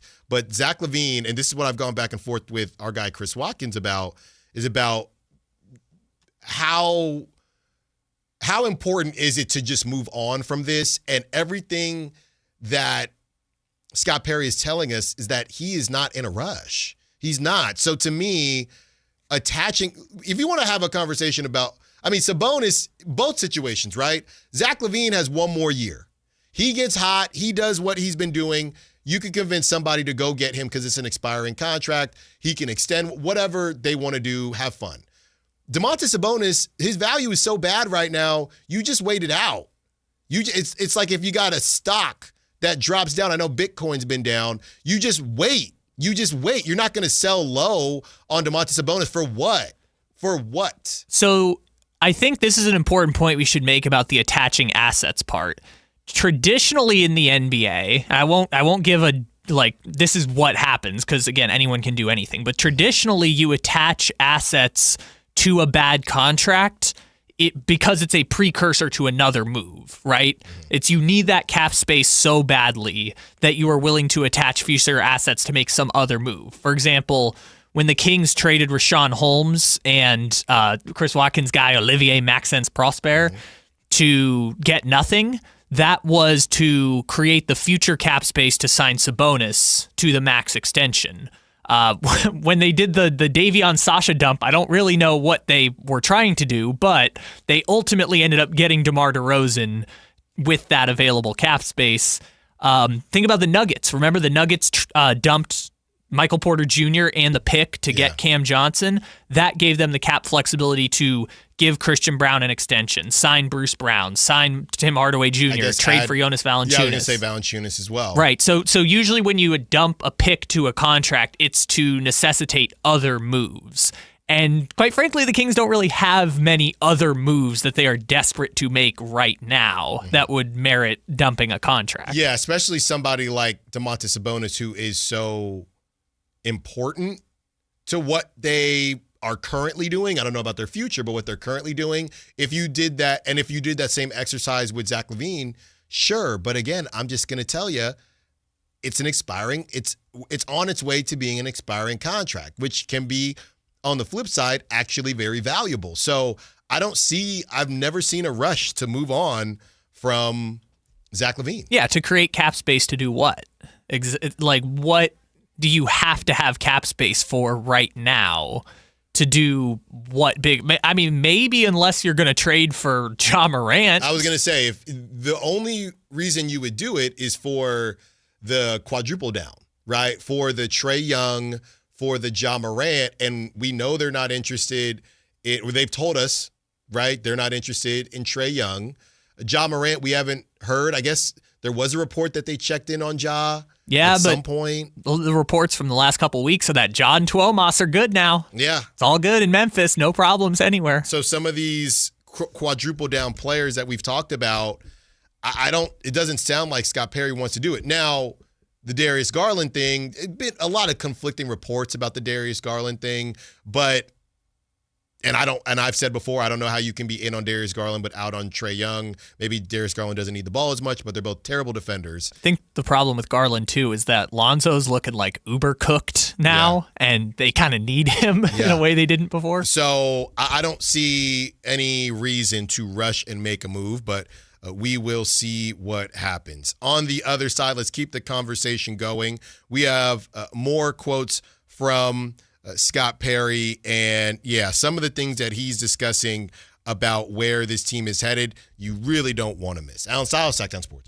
At Power Business Technology, we're not another big box corporation. We're your neighbors, locally owned and operated. We know what businesses like yours need, from reliable printers to high-performance copiers. We'll help you find the right solution with personal service you just can't get online. Need setup or support? We're just down the road and always happy to help. Power Business Technology, family hometown service with big-time solutions. Contact us today for all your business printing needs at 844-POWER-BZ. That's 844-769-3729, or visit us at powercopiers.com. Weekend escape to bucket list adventure. Plan your trip at the Sportsman's Expo. This is the region's greatest selection of outdoor travel. California, the West, Alaska to Mexico, Canada to South Africa. Outfitters, guides, lodges, and destinations. Your chance to meet the experts who'll make your trip unforgettable.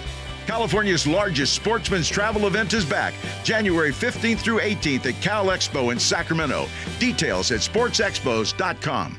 When value matters, Elk Grove Chevrolet delivers. Right now, lease a new Chevrolet Silverado LT for $250 per month plus tax. The Silverado 1500 stands out with composed handling, competitive towing, payload, roomy cabin, and fuel economy. Visit myelkgrovechevrolet.com for full lease details.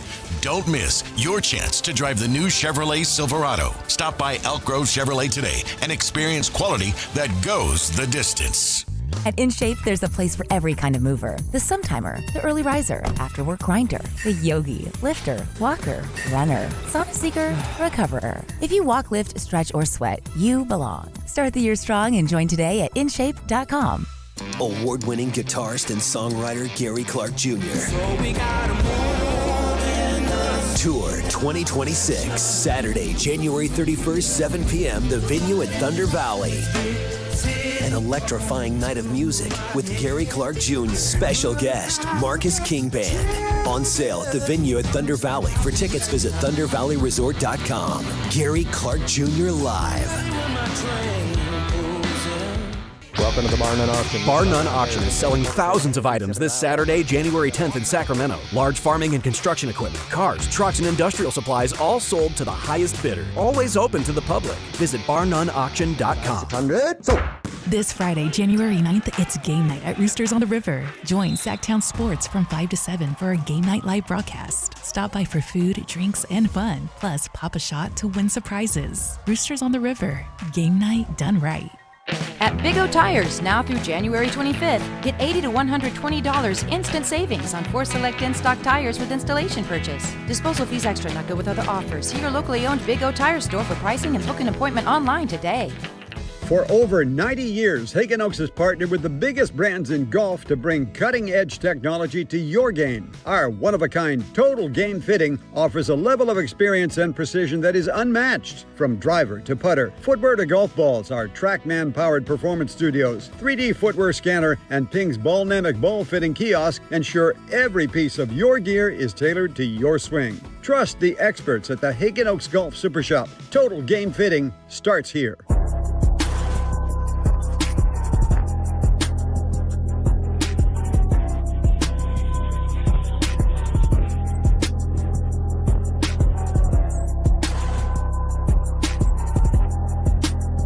Allen Stiles. Watch the show on youtube.com/Sactown Sports 1140. Or listen on the Sactown Sports app.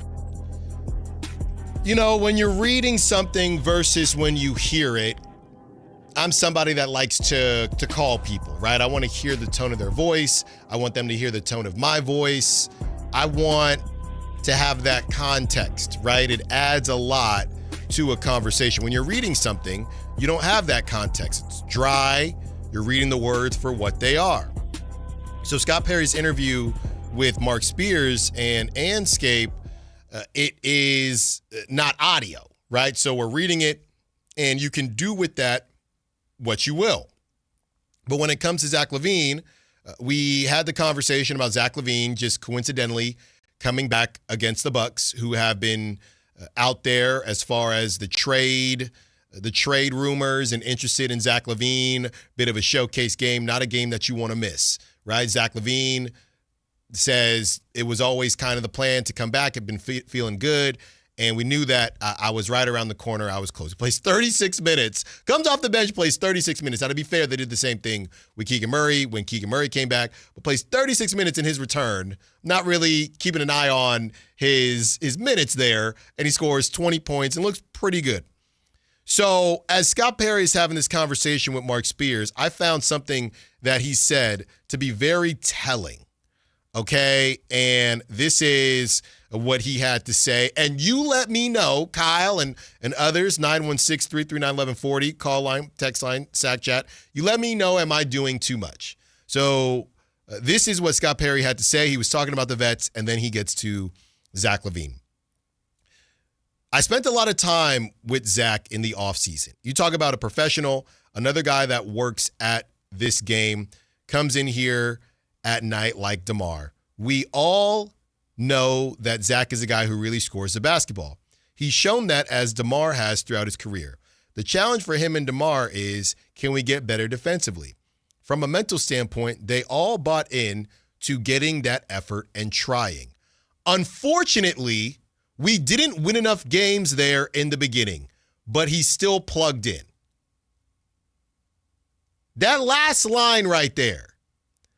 Unfortunately, we didn't win enough games there in the beginning, but he's still plugged in. Am I tripping, or does that sound like Scott Perry saying we're trying to get him out of here? Right? Am I crazy? Let's see. The challenge for him and DeMar is, can we get better defensively? From a mental standpoint, that's mindset. Mm-hmm. They all bought into giving that effort, which, again, Scott Perry doesn't know them. So essentially, they told Scott Perry, yes, we will get better. Unfortunately, we didn't win enough games in the beginning. Not necessarily saying that it's because of Zach's defense, but that being the exact sentence after is like, well, whether you said it or not, didn't look like it. But I think Zach did try. I think we saw Zach LaVine give more effort defensively. I'm more so putting it in the context of we wanted to see, again, going back to drafting Nick Clifford, who they thought would be a bit more ready at 23 years old. He'll be 24 next month. Signing Dennis Schroeder, right? Adding Russell Westbrook. These were all moves in hopes that they were going to be the Phoenix Suns, a team nobody thought would be in the mix and is slightly in the mix. He is saying that was the hope. We did not win games early, but he still plugged in. So basically, we wanted something to happen. It didn't happen. And now we're just in the process. It's all past tense, right? It's not, we're still building towards something. Unfortunately, it didn't happen. We didn't win games in the beginning, but he still plugged in. That to me sounds like we wanted something to happen early, see if we got hot. It didn't happen, and now we're in the process of moving forward. That's what it sounds like to me. Yes, that is the way I would look at it. He's still plugged in, but we're not concerned about this version of the team anymore. Yeah, exactly. If they had won more games early in the season, right, maybe it would have been for something. But guess what? We not going to the playoffs this year. No. So, sorry, Zach. You're also probably not getting a contract extension either because, like all GMs want to do, I want to bring in my own players. So now you have a situation where Zach LaVine is injured or was injured and just so happens to come back against the Bucks and plays fairly well, right? He didn't light up the Nets to the tune of 40 burger or anything like that, but he has 20 points, plays 36 minutes, right, and helps the team as much as they can. And they got smacked and played well for about 3 minutes. And Zach LaVine was on the floor for those 3 minutes. But I heard that, or I read that, and my first thought was that is not the same as, yeah, we haven't, right? Not didn't. If they said we haven't won enough games, we're still working to see where this thing can go. No, we didn't win enough games. Basically, to me, he's essentially saying we had an idea.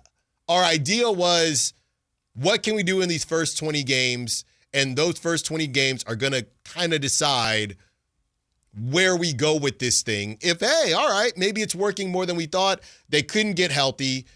Keegan's out, then Sabonis is out. Zach missed time. Everybody missed time. And it sounds very past tense. Not we haven't, we didn't. And now we're in the process of moving forward. Because we haven't really heard, they have not been as vocal. The Malik thing, they tell us it's like a weekly reminder set on the Kings organization's phone. Remind everyone that Malik Monk is available. I don't know why they feel like they have to do that, but they have to do that. They have not been as vocal about Zach LaVine, even though I think we do know that they're shopping Zach LaVine. To me, this is one of the first times we're hearing him talk in the past tense. This thing is cooked. And we've talked about how they never talk about Domantas Sabonis, right? They never talk about where they're at besides just the classic. And he says right here, Domantas Sabonis, another veteran player, has missed a lot of time this year, just as I thought he was starting to gain some sort of rhythm to his game. Now he's out again. But again, hard worker with his approach and mindset. I did Control F. It's a long article. That is the only mention of Domantas Sabonis. I guess the difference with Sabonis, though, is that he is kind of the foundational, but like I know we can talk about, it's Keegan Murray's franchise and all that, but this is Domantas Sabonis's team, right? Like trading Domantas Sabonis would be the signifier that like this previous era is all but over at that point. That's the only All-NBA player. I mean, De'Aaron Fox also. It's one of two All-NBA players the Kings have had in the last 20 years. By trading Sabonis, that would feel different, I think, than trading Zach LaVine. But to the LaVine point, we know what it is. The Bucks are the only team that's reportedly interested, and everyone else is saying we can't afford... no contender is saying we can't afford to have a $47 million Zach LaVine be our first or second most expensive player. That's kind of what that one is. Yeah.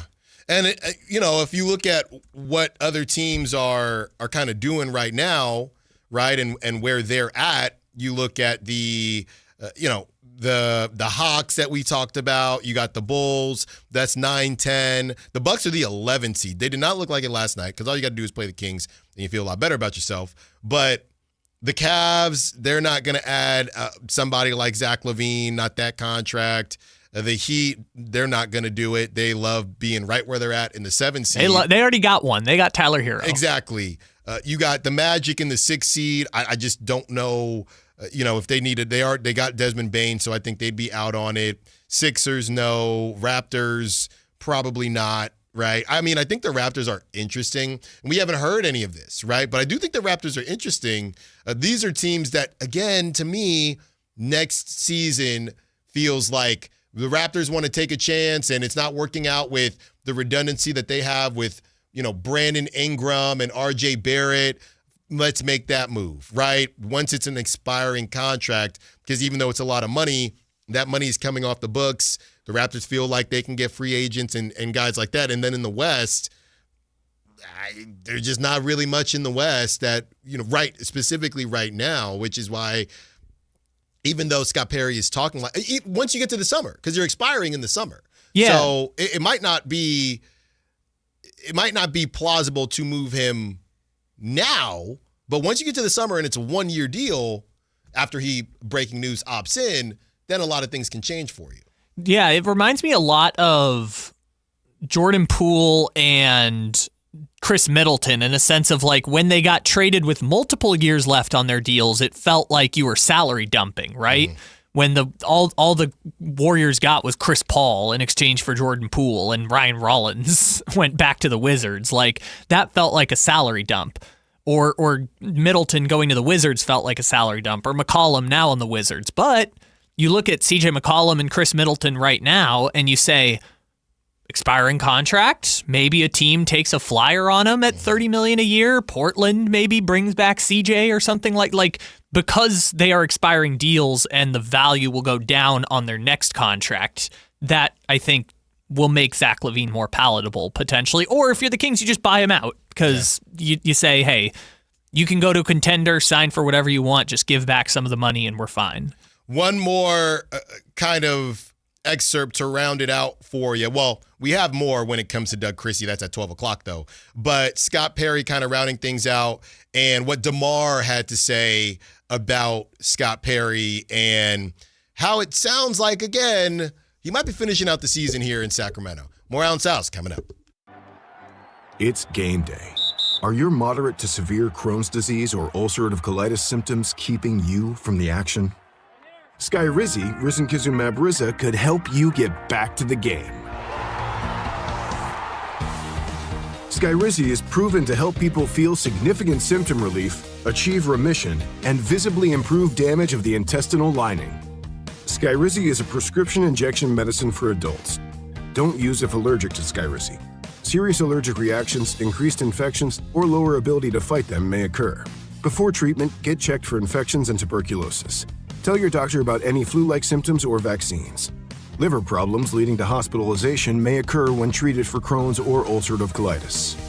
Control is everything to me.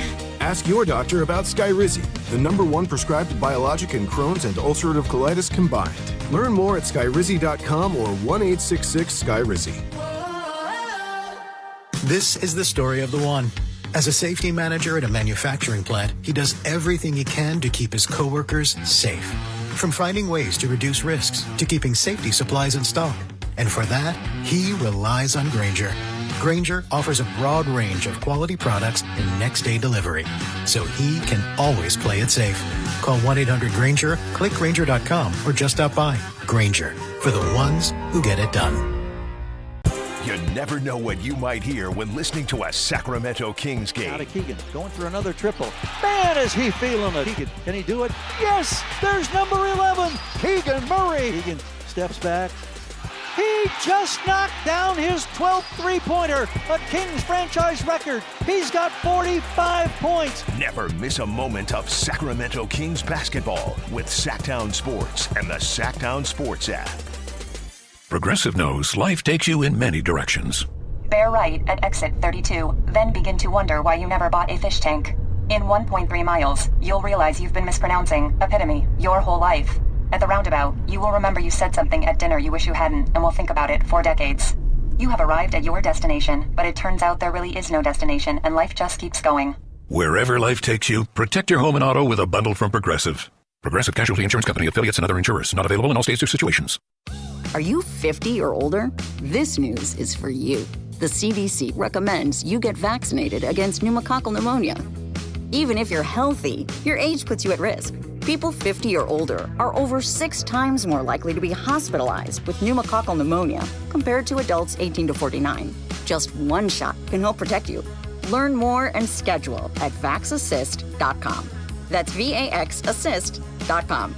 Sponsored by Pfizer. For over 90 years, Hagen Oaks has partnered with the biggest brands in golf to bring cutting-edge technology to your game. Our one-of-a-kind total game fitting offers a level of experience and precision that is unmatched. From driver to putter, footwear to golf balls, our TrackMan-powered performance studios, 3D footwear scanner, and Ping's Ballnamic ball fitting kiosk ensure every piece of your gear is tailored to your swing. Trust the experts at the Hagen Oaks Golf Super Shop. Total game fitting starts here. Guys, feeling low energy or low drive? It could be low testosterone. At Revive Men's Health, start with a free T-check and consultation. And this month only, qualified patients may receive 25% off TRT. Book now at ReviveMen'sHealth.com. Terms apply, must medically qualify.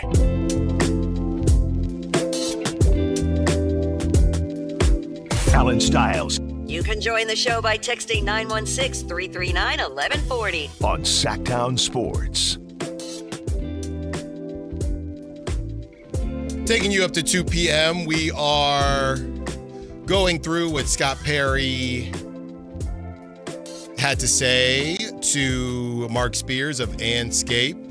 And yeah, in 15 minutes, we're going to have a pretty uncomfortable conversation about Doug Christie. So you don't want to miss that. And obviously, Scott Perry speaks on him as well. But I wanted to just give you a kind of broader look at what Scott Perry says in this article. So, and also what DeMar DeRozan has to say. So this is how it starts. I started thinking that we've got to create an identity, Perry told Anscape prior to the Kings' 113-107 win over the Dallas Mavericks on December 27th. If I got an opportunity to go somewhere else, you really got to start creating an organizational identity and some pillars.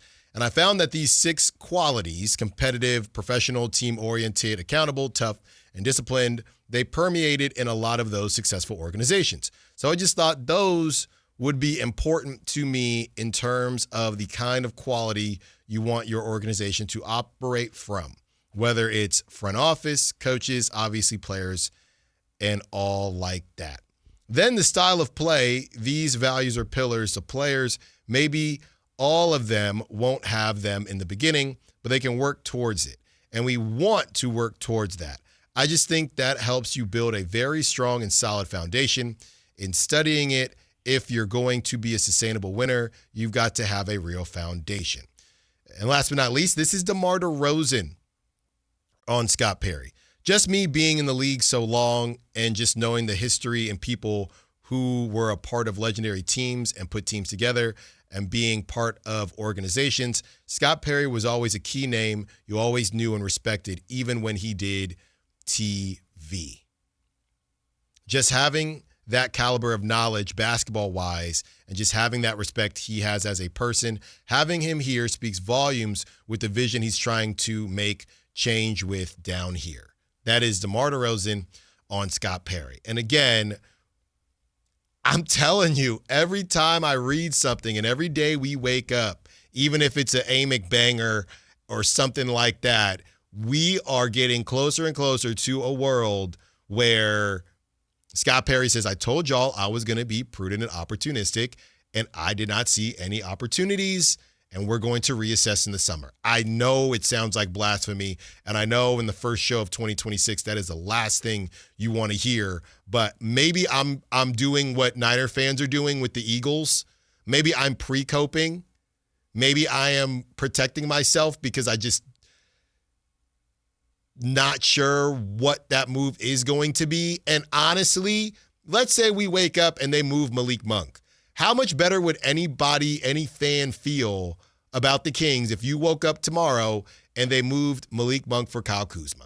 Right? How much better? I don't think anybody would feel better. No, it'd just be reshuffle. A lot of people would feel worse. That's our pizza guy. That's exactly right. So that one is not necessarily the type of move that we're thinking about here. We're thinking of like the DeMar DeRozan for a protected first-round pick, or that is not happening. Yeah, or Zach LaVine for Bobby Portis and Kyle Kuzma and a future Bucks first-round pick, and we can sell ourselves on, hey, look, we got another future. We turned Zach LaVine into another first-round pick. Yeah, and I don't know that any of that is going to happen.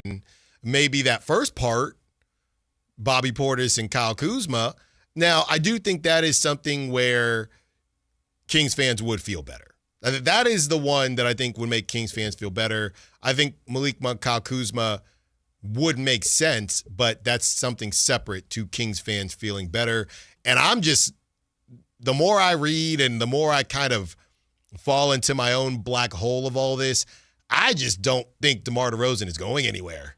I really don't. I don't know what would make people universally feel better or not, but I guess in my mind, it's like if you've got some sort of future assets, I feel like people would feel better about it, whether that's like a pick or the Keon for Tari Eason thing that we've been talking about. Like whatever you define as a future asset, something that could help the team 3 or 4 years from now, I think would feel good because then people have something to get invested in, right? If they traded for Tari Eason, even if they traded for Jarris Walker, I feel like people would be like, here's a guy who can be a foundational piece of our future. Yeah, or not, right? Maybe there's a reason that the Pacers are willing to move on from him, but you have to take a chance on some of these guys. The idea that the Kings are just going to stink for 3-4 years and hit on every draft pick over the next 3-4 years. All these teams that have figured it out, even they had stinkers, right? Even they had guys that are not playing right now, and they went 10th or 12th or whatever the case is, even if the team is still kind of doing their thing, even the Thunder. So going 4 for 4 over the next 4 years in the draft is not impossible, but it is not probable. It's just not something that typically happens. So you have to take swings in other ways, and that's essentially what we're waiting for as far as the Kings are concerned when it comes to making certain moves and not continuing to waste. It feels like wasting people's time.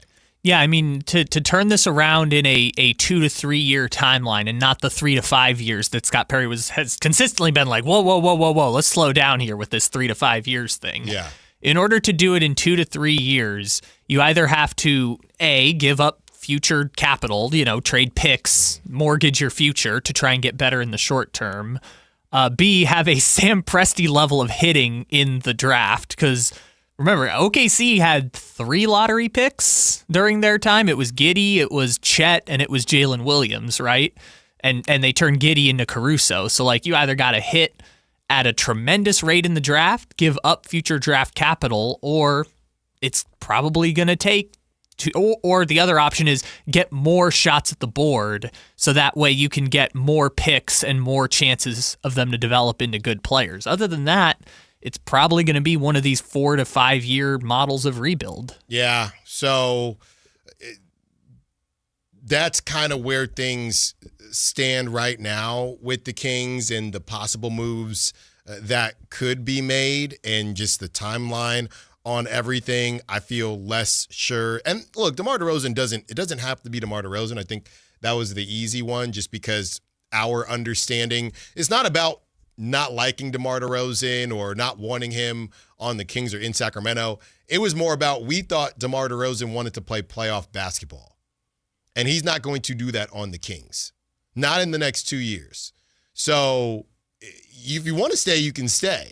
But we were all under the assumption that he wanted to play some level of basketball where you're contending or at least pretending to contend before he hangs them up, and you're just not going to do that in Sacramento. They're going in the other direction.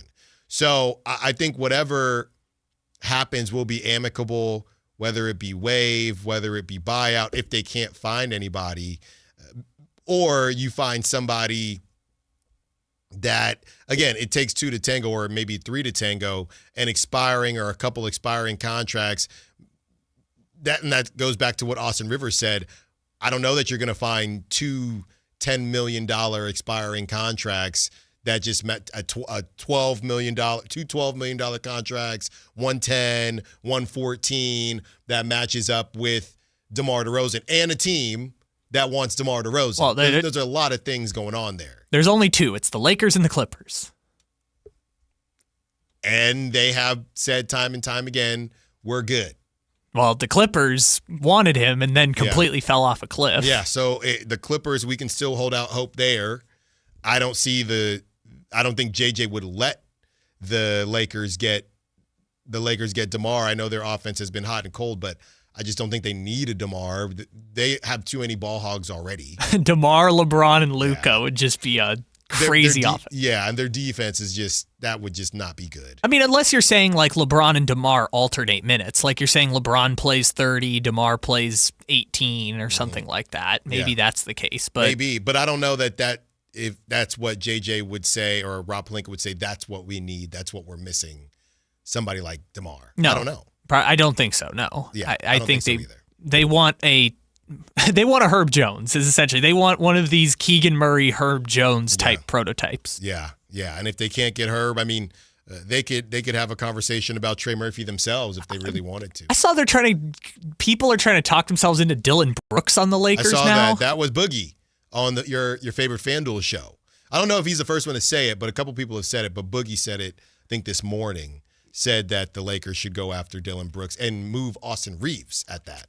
By the way, I forgot about him. An Austin Reeves, DeMar DeRozan, LeBron, and Luka lineup. That's not going to fly. So, maybe it makes you feel a little bit better just because Scott Perry, again, he is out there, and I think that matters. But at the same time, I'm looking at these assets, man, and if they don't want to give up any assets, I could see this thing going into the summer. I'm not fully worried about it yet. We're about a couple weeks away from me really feeling like that's a possibility. I think the 2 specific cases, though, with that are DeMar and Malik, right? If they trade one of those 2, it'll feel like they did, quote-unquote, something to break up the, quote-unquote, logjam. It's the same conversation we had this summer because it's the same roster, right? They have a logjam at the guard position. Now they have more guards. Yeah, now they have even more guards because they have Westbrook and Schroeder. And Neek, if you want to throw him in there. Sure. I don't know what to do with him. But again, it's the same thing we were talking about over the summer. Got to get rid of one of the guards. You got Zach, you got DeMar, you got Malik, you got Keon. You might even want to get rid of 2 of them, but you got 4 out of your basically 7-man rotation. Which one are you going to move? It's the same conversation we've been having. And if none of them get moved, or if just Keon gets moved for a couple seconds because they decide we're not going to re-sign him over the summer, then it's going to feel like they didn't actually do anything. 3 minutes away from a very, very, very, very uncomfortable conversation about Doug Christie. You don't want to miss this as we hit the 12 o'clock hour. More Allen Stiles coming up.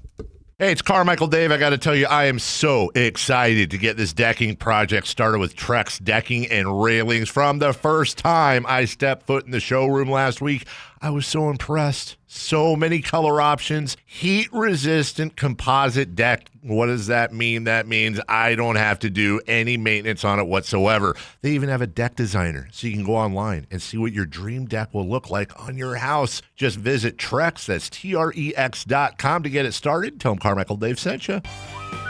California's largest sportsman's expo is back, January 15th through 18th at Cal Expo in Sacramento. Find a huge selection of fishing boats, kayaks, side-by-sides, and more than 50,000 square feet of RVs and campers. And check out Toyota's full lineup of trucks and SUVs.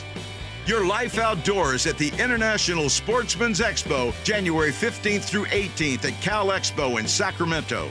More info at sportsexpos.com. You're still grooving, still connecting, still loving, still turning up, still thriving. You still got it, but your immune system, it weakens as you age. That's where vaccines come in. They help train and strengthen your immune response to fight off respiratory illnesses like flu, pneumococcal pneumonia, RSV, or COVID-19. Ask your doctor or pharmacist which vaccines you need. Book in minutes at vaxassist.com. Sponsored by Pfizer. Chick-fil-A's new Frosted Sodas and Floats, it's a 10 out of 10. Hey, this is Lizzie, a team member at my local Chick-fil-A, and a little thing I love about the Chick-fil-A chicken sandwich and new Frosted Sodas and Floats is how well they go together. You will love having your favorite soda blended with our creamy ice dream to make a new Frosted Soda or Float. With the mix of the ice dream and soda fizz, it's so delicious, I call it Fizzalicious. Order a Chick-fil-A chicken sandwich and a new Frosted Soda and Float at your local Chick-fil-A restaurant. Real team member paid for their testimonial. Country in the Park is back. May 8th and 9th at Cal Expo. Miranda Lambert. John Party. Chris Young. Turnpike Troubadours. Dylan Scott and more. Line dancing live DJs, Mechanical Bulls, huge festival area, and food trucks. Tickets start at only $68. Country in the Park. May 8th and 9th at Cal Expo with Michelob Ultra and Raising Cane's Chicken Fingers. More info at CITBFest.com. Celebrate the new year in style with a new Honda from Stockton Honda. Whether you're shopping new or pre-owned, Stockton Honda has the selection and savings. With new Hondas in stock and ready to go, now is the time to save on your favorite Honda in person or online. CR-V, HR-V, Pilot, Accord, Civic, and Ridgeline. It's a new year with endless possibilities. Get the deals that make it easy to say yes. Upgrade and save today at Stockton Honda. Anytime, anywhere, it's all here. StocktonHonda.com. KHD HD1 Sacramento, KYMX HD3 Sacramento. Your home for Kings basketball for over 25 seasons. Hammer time thrown down by Malik. From the Power Business Technology Toshiba Studios. Sactown Sports, 1140.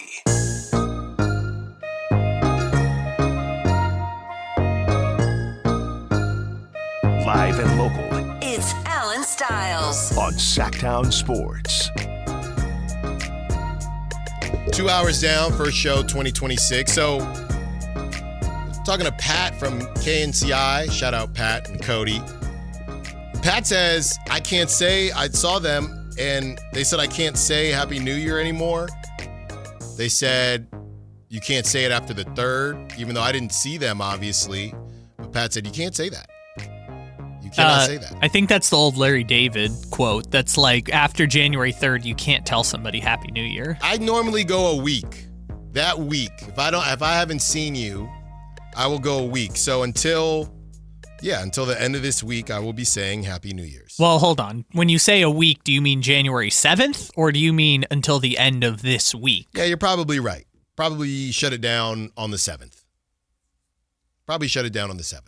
January 7th is the official last day to say Happy New Year. Yeah, at least on this show. But I can't do that. I haven't seen you. I know it's a fit, but we were gone. So. Hope you had a good holidays. Works too. Yeah, sure. Happy New Year. You know, yeah, but it is what it is. You also haven't seen Pat since Christmas. So. That's what I'm saying. What am I going to say? Merry Christmas? That would be a little weird. Saying Merry Christmas after New Year's is that's a non-starter. All right, well, we're curious what is coming up for the Kings in 2026. Senor Segway strikes again. It's about a 3. And first one of 2026. And Happy New Year. It's time for a very, very uncomfortable conversation about Doug Christie. All right, now let's start here with what we've been using kind of throughout this throughout the 11 o'clock hour, and this is actually the last kind of excerpt that we have for you from the Anscape interview with Mark Spears, and this is what was said from Scott Perry about Doug Christie. Here it is. What's your relationship with head coach Doug Christie, and what do you want from him? This is how Scott Perry answers.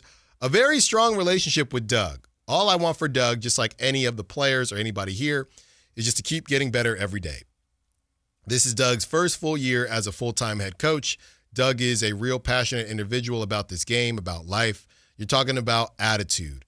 No matter what's happening, Doug was an intense competitor as a player, and he had some of those same qualities as a coach.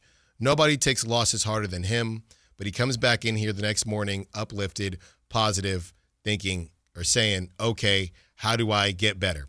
He constantly is seeking knowledge, constantly trying to figure out how he can be better and deliver his message better to the group. That ultimately will help us be more successful on the court. So I love his approach. Again, he's in a learning stage just like our younger players that I mentioned before, but because he thirsts for knowledge and he's not a guy that thinks he has all the answers, he can be successful and really find a stride here. And I believe he will be a guy that can help us turn the corner and be a part of building that sustainable winning. That is what Scott Perry had to say about Doug Christie. But it's ugly right now. Okay? It's ugly right now. And the reason this conversation is uncomfortable is because I don't know, when we're looking at Vegas odds, I don't know if it's to the point now where they're looking at it on paper or they're just figuring, well, this team stinks, right? Like in my mind, some of these lines that we've seen shouldn't be as bad as they are, but because Vegas just knows this is not a good team, the lines are worse, and the Kings have been the worst at third worst against the spread, whatever it is. So a lot of people, Vegas hasn't been hard enough on them, to be honest with you. And when you look at that, and we can say all these things about the roster, about roster construction, things like that. Are the Kings actually as bad as they've been playing? And I still don't think they are. And that is not supposed to be a slight at Doug Christie. And I know there's redundancy, and I know there's a logjam, and I know all these things, but you have, and I know there's basketball politics that they can either speak on or not speak on. But you have a guy, and this is not just about Keon, but Keon played 5 minutes last night, okay? And you got Zach LaVine back, so I get it. Malik Monk don't even show up on the box score because he didn't get in the game. And I don't know. I mean, I just have some questions about how Doug is going about this. And I guess a larger question, what was it, a 2-year deal? How much with a third-year option? 2-year, $2 million a year. Third-year option goes up to, I think it was like $6.5 million. How comfortable is he just a guy that is going to coach while the team stinks, right? The way Scott Perry is saying it, he can be a guy to help us turn the corner and be a part of building that sustainable winning. Does that mean, hey, we're going to set it up with you, but then when it's time to go, we're going to go get a more established coach? I don't know. But what I do know is that it's really hard, even in a bad situation like this, it's hard to get smacked every night and bring that guy back. That's just the reality. You can't get smacked every night with this roster that is not good, but I don't know that it's that bad, and just feel extremely comfortable that you're going to be brought back. No, especially when the team is now pivoting in direction from when you were hired, right? It was, we're trying to compete, to now we cannot compete, and the messaging, I mean, even from like a month ago, the messaging has completely changed from Scott and Doug and some of these press conferences and things like that. Also, to your point about the record, if we were going just through the coaches of the worst teams in the league by record, you got Indiana. Obviously, they were just in the finals, and Rick Carlisle is a future Hall of Fame coach. They're probably not going to fire him. New Orleans, they already fired their coach. Sacramento, coach is in jeopardy. Washington, coach is in jeopardy. Brooklyn, youngest team in the league, but I mean, people are saying Jordy's doing a good job. Right. They have they're kind of like the Thunder, just without the picks and without SGA. Yeah. So they're not the Thunder, but feels like they're building. Again, these are teams that we know where they're at in the rebuild. Doug almost, and this is what we've been saying. He joined the team too soon. He joined the team too soon. He skipped the line. That's not his fault. If somebody's going to give you a promotion, you don't tell them, no, I'm not ready. But he skipped the line. It's very, Doug being a coach, is almost another feather in the cap to everything that the Kings have done. This short-sighted vision that they've always had. Because if they had waited it out and maybe gone with a Jay Triano or somebody like that who knows what it is, they coached the teams during this weird interim period, and then you bring in Doug, next season after they've done some hard losing. Okay, now it's like a startup company that hires a young superstar out of college. Let's all grow together.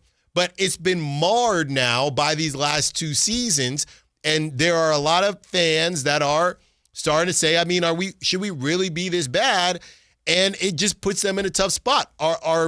Is it possible to just ignore what has happened and say, no, now Doug gets to start the rebuild when they're still going to stink and he's going to have this terrible record, but we're building towards something?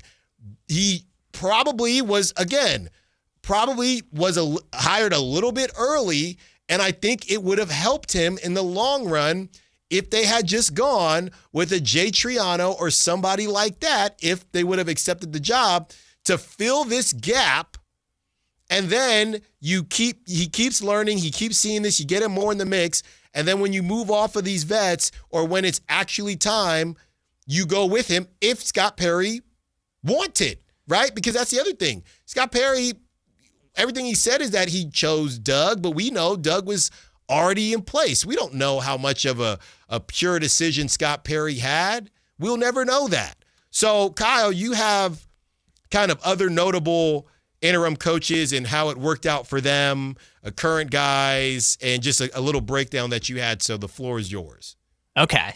I will take it from here. Because in fairness, I think we're doing this segment because of what I just out of the blue kind of texted you last night. Yes. So just for context for people, and I'm going to just look into this camera and say, now that it is past January 1st, now that we've had some time to see how this season is going to go, I am now at the point where I don't see a good enough reason for them to bring back Doug as the head coach next season. To your point about whether he was Scott Perry's guy or not, we don't know for sure, but because they did not have any other formal interviews for the head coaching job, and because Doug was the quote-unquote Vivek guy when they moved on from Mike Brown, extenuating circumstances say you're not going to be able to convince me that Scott Perry 100% chose Doug Christie over all the possible candidates that could have been on the table. We'll never know with 100% certainty, but I'm not going to be able to be convinced of that. I would feel a lot better if they did a full coaching search at the beginning of this rebuild where you bring in 8 to 12 candidates, have them sit down with Scott, talk about visions for the team, talk about X, Y, and Z, and then at the end, kind of like what Phoenix just did when they landed on Jordan Ott as their coach. They went through like 12 hires or 12 interviews, 3 rounds of interviews with multiple candidates, landed on Ott. He seems to be doing a tremendous job so far this year for Phoenix. I would love a full process for them to look into a coach. I wish Doug could have been part of that formal process, but like you outlined, he was already the interim coach, then named full-time coach, and this whole thing has just gone so poorly that I feel like they would the future of the organization would be better served doing a full coaching search now to try and find their coach for the next 4 or 5 years, kind of like Utah did with Will Hardy when they started the teardown. And we've used Mark Daigneault before, and I got to remember, again, they were stinking for a reason, right? They were building towards something. There's just not a lot of teams, like let's just assume they're not good again next season, the Kings. You're just not going to get, because it was more than a half a season, Doug, in the first season because they got rid of Mike Brown so quickly. He's at 87 games right now. Okay. If he coaches the whole season, he'll have 131 games. Okay, 131 games. And then let's assume that they do, I don't know, right? But even if they brought him back for next season, and that's why, 2 years with a 30-year option, you're just not going to have 200 games under your belt with a terrible record and you get to keep that job. It just doesn't happen. Here, I'll give you an example. If Doug were to return in 2027, coach out the entire season, he would finish with 20 more games than Mike Brown as head coach of the Sacramento Kings. That's crazy. Yes, for a team that basically has no shot of getting to the playoffs at any point during these next 2 seasons. I'm just trying to think how it really matters what they do as far as these moves are concerned, because that will tell me, as the term kind of lame duck sits, if they don't do anything, right, and they're still waiting, or Scott Perry feels like next season could be a season of a lot of different moves. If they don't do anything, I think you're more likely to bring Doug back. You have Domantas Sabonis on 2 years. You might move on from him. Zach LaVine, expiring contract, might move on from him. So if you're Scott Perry, and maybe this is saying the quiet part out loud, do you really want your guy dealing with that, right? If they were in rebuild mode by the end of the year, by the end of this season, then I would say Scott Perry might say, hey, Vivek, I think it's time to bring in my guy.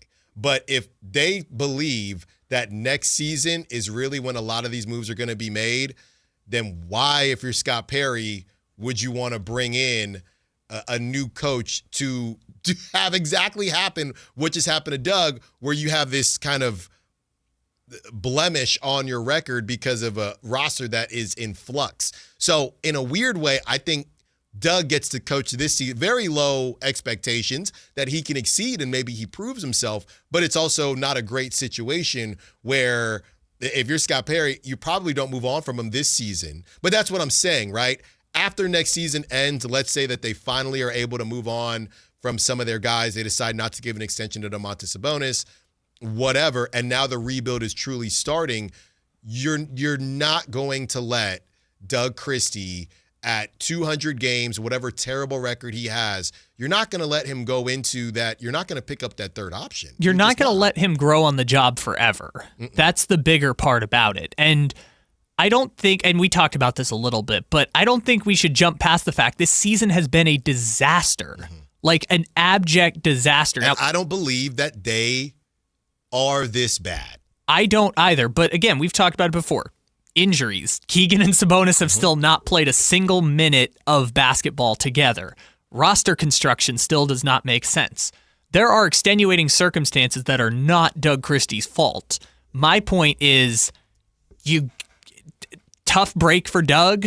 This is the NBA, man. We got to get a coach who can align with what the future timeline is going to look like, and we don't have to wait until all of these guys are gone to make that move, right? If you pick an assistant coach here, and I have a list of ones that I like, but if you insert assistant coach, first-time guy who has had extensive experience as an associate head coach, that guy gets a 4 or 5 year contract, which is essentially a 3-year window for that guy to grow with that team. And maybe by year 2 or 3, 2 if the timeline is fast, 3 if the timeline is normal, by that point, that coach will have gotten the opportunity to grow with this young team that matches the timeline of what this rebuild is headed towards. Because to your point, if you keep Doug, probably not going to last beyond 2027, or he'll get a contract extension that would leave a lot of us scratching our heads.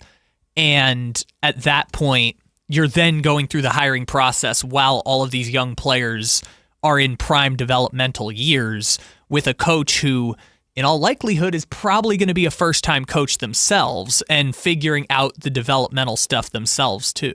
Well, I'd also say this. You have to show flashes. Just like a player, you have to show flashes. This is the whole thing with J.J. McCarthy, who not only stinks, but also can't stay healthy, right? He couldn't finish out the game yesterday, and he's just a walking meme, right? But there are moments where you show flashes, and it makes you feel better about it. Justin Fields, who I don't know what the future is for Justin Fields in this league, but the reason Justin Fields hung around so long is because he showed flashes. By the way, shout out Trey Lance sighting yesterday. He got Keenan Allen his money, his 6 catches and whatever amount of yards. Still didn't look great, but he played better. 3 points. Yeah, played better later in the game. He missed some deep shots early, and that's supposed to be his bread and butter. But Trey Lance, right? Obviously, he's got that high ceiling, but he's hung around because even in his limited time, he's shown flashes. Not a ton, but flashes. I don't know that Doug Christie has shown any flashes outside of that random 7-game stretch that we don't know what to do with, and then it never happened. Nothing similar ever happened again. Which, by the way, Alan, if we take away those first 8 games where he went 7-1, and we ignore the first one because it was a tough situation. Right. If you take away that, Doug is currently 28-51 as an NBA head coach. Yeah. Which is not good. And that was so early on. Is that, beginner's luck? I don't know. I don't know. I don't know that we can categorize that as a flash because it never happened again. Let's also not pretend that the expectations have not changed in that time. It was this team is going to try and compete for the play-in last year to this team needs more continuity to in November, Doug is yelling at them saying they have no heart and they need to play Sacramento Kings brand of basketball. To at some point in the last month and a half, it's pivoted to, well, now we're worried about development. Now we're thinking about the young guys in the future. Like, the expectations have completely changed. And look, Doug has been around. I'm sure, there are thoughts in his head thinking, are they going to keep me around? The same way we talk about Scott Perry and what he said about nothing about Domantas Sabonis, but about the timeline, right? And does Domantas Sabonis think that he'll be a part of this? If you're Doug Christie, well, I got a 2-year deal with a 3rd-year option. Scott Perry is saying we're about to restart. Am I going to be a part of this? I'm sure that has been a thought in Doug's mind. But on top of that, you do have to show flashes. I mean, it does give you an opportunity to show who you are as a coach. Let's look at their record, okay? And just lately, all right? So they're on this crazy losing streak, and the games that they've won. It was the Rockets in overtime. I'm not taking anything away from that game, but the Rockets were coming off a back-to-back, right? They either beat horrible teams or teams coming off a back-to-back. That's what they've done. So these last couple games, right, they lose 2 to the Blazers. That one was the game that they kind of got cheated out of, but they lost 2. I just keep scrolling up and keep seeing more L's. But they lost to the Nuggets, lost to the Timberwolves, lose to 2 to the Blazers, all right? They beat the Rockets coming off that back-to-back, the Rockets were, but they did get that done. They lose to the Pistons. They beat the Mavericks, who are not good, right? But they beat the Mavericks, then just laying down. It's the laying down to me, which is crazy. They get smacked by the Lakers by 20. Smacked by the Clippers by, what is that? I need a calculator. What is that? 41. 41 points. They get smacked by the Celtics. They get smacked by the Suns. And they get smacked by the Bucks. I don't care about those 3 minutes. Now let's look ahead. Luckily, they get the Mavericks. They can't play the Mavericks every single day, right? So they get the Mavericks tomorrow night. Then you go to the Bay to take on the Warriors. You get the revenge game. That's what the Rockets are going to be thinking against the Rockets. You host the Lakers. You have Mike Brown's homecoming. Okay, you get Mike Brown's homecoming. You get a break against the Wizards. Then you get the Blazers. Then you get the Heat, the Raptors, and I know the Cavs haven't been good. But you get the Pistons again. You got at Cavs, at Pistons, at Knicks, at Sixers, at Celtics. Then you finally get a breather with the Wizards and then the Grizzlies. And the Grizzlies, they always play them tough. I mean, at some point, you have to win games. Like you were talking about, Kyle, just falling into games or winning games on accident. Then in February, you get Pelicans and then the Jazz. But like you were talking about, Kyle, you're going to accidentally win some of these games. You have to accidentally win more games than what they're doing. Like you can't, look at these games that are coming up and tell me which game are they going to win besides the Wizards? And if they don't win a game besides the Wizards, I don't care if it's developmental or what. And the Mavericks, of course, tomorrow night. It's a bad look to go another 2-12. You can't do that. Well, and the other thing is that they're non-competitive in these games, while at the same time, and again, don't know how much of it is Scott Perry's blame or Doug Christie's blame or the players. Yes, and I was going to say, you could maybe say that Scott Perry is holding Doug out to dry. I think that's fair. You could say that. This is a bad roster. I don't think it's as bad as they've been, but Scott Perry might not be in a rush, or he's not in a rush. We know this team doesn't make sense, so I don't know if Doug is getting a pass for that, but I don't know, man. It's really hard. If I'm Vivek, it's really hard to give a pass to everyone involved, because I can guarantee you this, season ticket holders are ticked off, and there are a lot of people that are not renewing for this product. Well, here's the thing. Based on those contracts, it's a 2-year timeline, right? His contract is 2 years. LaVine is 2. DeRozan is 2. Sabonis becomes expiring after that. We talked about this over the summer. They got two years with this group. I think the reason why I feel such conviction now is I don't see a possibility that they will be able to reasonably compete in this 2-year window. Like, the 2-year window is cooked at this point. Health permitting, they are more than just good health away from getting back into an 8-seed conversation in the West right now. And so they're 20 games under 500. So I guess I just look at it that way and say, hey, this is going to be a rebuild starting in 2026. That new coach, whoever it is going to come in, and their priority is going to be to grow with this group of Keegan and Neek and Maxime and the first-round pick this year and the 2 second-round picks and whoever else you're going to have. Doug doesn't have that long of a commitment, therefore it feels futile to make it be a quote-unquote prove-it year next year for Doug when there's plenty of excellent coaching candidates every year if you take the time to actually go out and interview them and try to find a quality coach. Yeah, I think that's part of it too. There are just so many options. It would be hard not to look around when it's not somebody that you were necessarily sold on. Well, let's take Tuomas, right? Obviously, the Grizzlies haven't been great, not as bad as the Kings, but inside that building, Tuomas, they were all on one page and on one accord about Tuomas. So, and they believe that, he's inventive and things like that. That's the calling card. Right? It goes back to football as we're getting into the NFL playoffs. The offensive genius, the defensive guru, guys like that. Doug doesn't have one of those calling cards. So I just think it would be tough. It would be a lot different if Scott Perry was already in place and they hired Doug. It's just hard for me to look at this and say they're going to give Doug and here's the thing. They probably should give Doug a pass for this season. But I don't know that you can when it's this bad. It's just hard to ignore the stink, right? You ever go into the bathroom after somebody in a restaurant or wherever, you think, man, I don't want to eat what you were eating, right? You can't avoid the stink. And the team itself is in turmoil. I'm not even talking about the organization at large, just specifically this version of the team. At various points in this stretch, you have alienated Zach LaVine by sitting him on the bench, and he was yelling at that Miami reporter about, I can always get the ball. You've alienated Malik Monk because he hasn't played at times. You've alienated Keon Ellis because he hasn't played at times. DeMar DeRozan was already calling this a bleep show before the season started, and it's only gotten more losing, not necessarily worse, but more losing has been involved than even last year.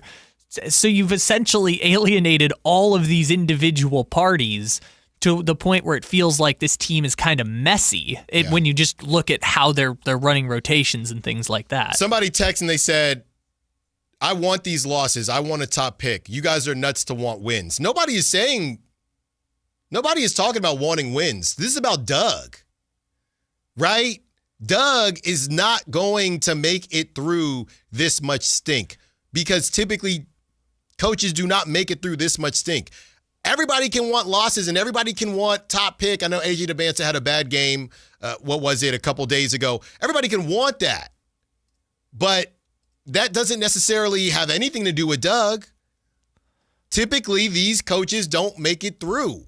They don't. I think part of it, too, is I need my coach. If this is going to be a 3 to 5 year rebuild like Sam Amick had talked about in his story, I need a coach with a 3 to 5 year contract. And unless you're giving Doug Christie a multi-year extension based on the work that he's done so far, there's no point in having another lame duck season just to get to 2027 and say, okay, now we're going to go interview all of these first-time assistants, and just do it now.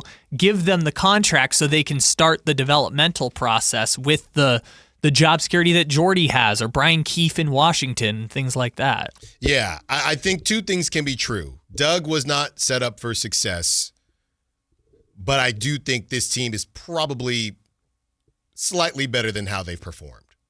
And the injuries haven't helped, don't get me wrong.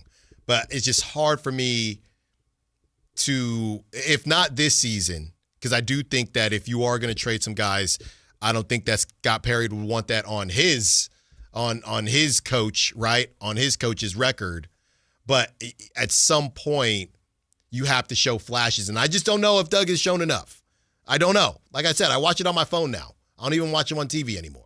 916-339-1140. We have some other notable coaches that got full-time jobs off of their interim tags, and all the other coaching candidates that are available.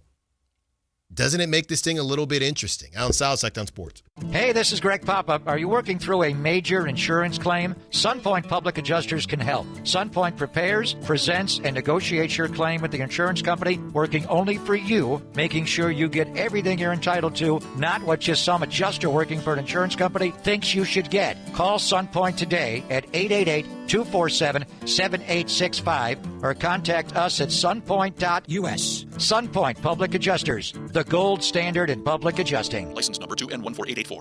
Hello, Sacramento. I'm Emran Pilati, owner of True Sports Cards and Collectible Store here in Rockland, California, and the host of the True Sports Cards Show that airs right here on Sactown Sports 1140 every Saturday from 10 to 11 a.m., where we discuss the latest trends, hottest products, and deliver exclusive interviews with other industry leaders. And don't forget to visit our shop, True Sports Cards, at 6661 Stanford Ranch Road in Rockland, and see what we have for all your sports card and memorabilia needs.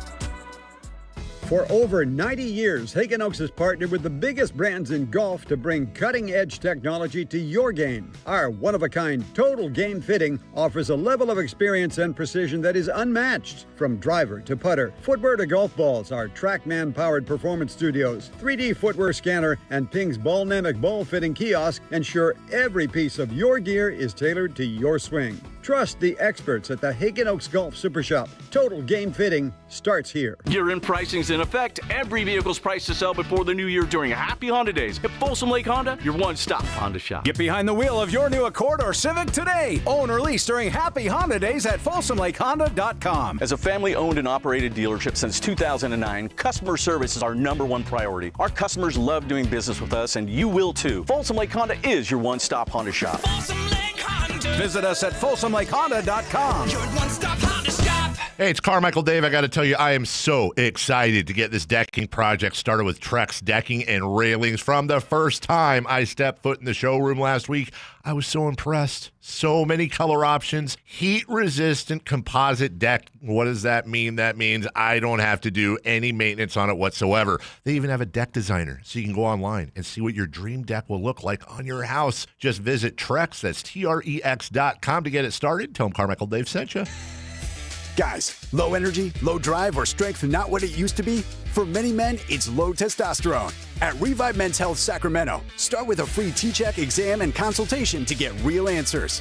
And this month only, qualified patients may receive 25% off testosterone replacement therapy.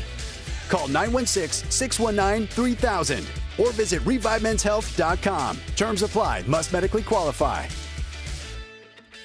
Welcome to the Bar None Auction. Bar None Auction is selling thousands of items this Saturday, January 10th in Sacramento. Large farming and construction equipment, cars, trucks, and industrial supplies all sold to the highest bidder. Always open to the public. Visit barnoneauction.com. Find a huge selection of fishing boats, kayaks, side-by-sides, and more than 50,000 square feet of RVs and campers. And check out Toyota's full lineup of trucks and SUVs. Sportsman's Expo, January 15th through 18th at Cal Expo.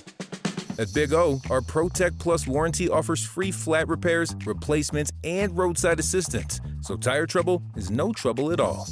Now through January 25th, get $80 to $120 instant savings on 4 select in-stock Nitto, Cooper, Nexen, or Sumitomo brand tires with installation purchase. Big O Tires, the team you trust.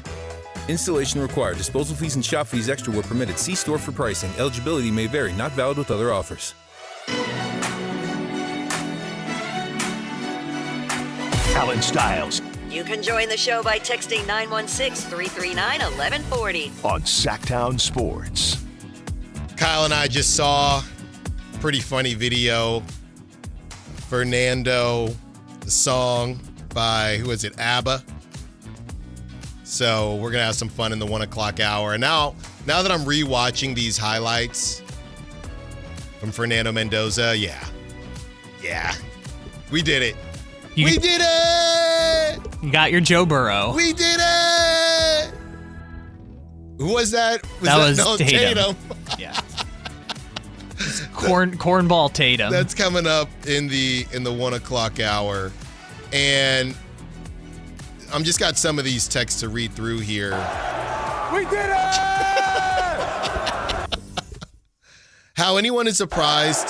We did it! How anyone is surprised is from the 916. How anyone is surprised at our record is insane to me. We were always going to be this bad as soon as the roster was set in the summer. Like, I don't get how you can even squint and see how this was going to get better. I'll just take it back to Vegas, right? Vegas, what was it? 34, 36, right? 36 and a half. I mean, and I know we don't have this number, but I recognize this number. 916, I know you are a bit of a pessimist, but and that's fine. You were the pessimistic Kings fan. That's completely fine. But I'm just taking it based on Vegas. Vegas did not think they were going to be this bad. Nobody thought they would be, besides you, I guess, this bad. Bad, yes. This bad, this is a different level. A 916 says they already have DC under contract. Why bring in someone else? Which is why I don't think that they'll move on from him next season. But I don't know that he'll get a fair shake next season. Because next season, I do believe that he'll be the coach, but there will be, I think, more movement. I think next season, as I've said before, if they don't move on from Malik 2 years left. DeMar DeRozan, if he comes back, only $10 million guaranteed. Sabonis, only 2 more years if they don't give him an extension. Zach LaVine expiring contract. There could be a lot of movement. So don't think there'd be a good record. And then they would say, hey, DC, we're not picking up your 3rd year. So I don't think that they're going to move on from him at the end of this season.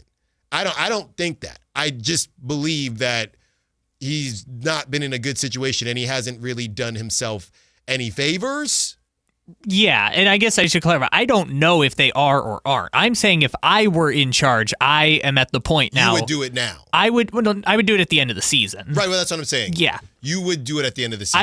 I would do it at the end of the season, yes, because I don't see any way he's going to get a contract extension from the team. Yeah. Therefore, let's just clean slate it. Whoever they hire, give them a 4 or 5 year contract. And then they can grow with the new group of young players that Scott Perry's going to assemble. And then in 3 to 5 years, we'll evaluate the whole thing. Yeah. And somebody brought it up, and we knew that they were going to. We already had mentioned it, but Mark Daigneault is a name that continues to come up. This is from Kingstown 85. Mark Daigneault won 22 and 24 games. It's still more than what the Kings are probably going to win. But, yeah, that's the name that we always hear about. And I'm trying to remember, Kyle, off the top of my head, again, well, I would assume, number one, same GM brought in Mark Daigneault. It's not this weird who wanted Mark Daigneault, right? Number two, they knew their trajectory. The Kings haven't started it yet. Yeah, but there's also other examples of it. Like, I think of Chris Finch in Minnesota. Remember who the coach of Minnesota was before Chris Finch? It was Ryan Saunders, son of franchise legendary coach Flip Saunders, who got a year and a half as the coach, got fired. New GM hired Chris Finch and allowed Chris Finch the runway to grow and develop as a first-time coach with Anthony Edwards. Mm-hmm. And I just feel like unless you're going to give Doug that assurance that he has 3 to 5 years as coach to figure this out, I don't know that. Oh, what's up? No, I was just going to say the big thing here, Paul George was traded in 2019, July 2019. Mhm. Mark Daigneault became the coach in 2020. So Mark Daigneault became the coach after the trade. So they're moving in a different direction. Mark Daigneault was not a part of the stuff prior to. So again, stinking. The Kings haven't done the stinking for a reason yet. Yes. Right? Or stinking in the rebuild, because he was stinking with SGA as SGA was evolving into Charizard. So they're two different situations to me. Right. He is not Doug They Christie. brought him in knowing that they were going to stink for a couple years. They Yes. knew that. Doug Christie is not Mark Daigneault. Doug Christie is Billy Donovan in that one random Chris Paul season where they still had Chris Paul and all the dudes trying to play. That's what this is right now, is that random Chris Paul season.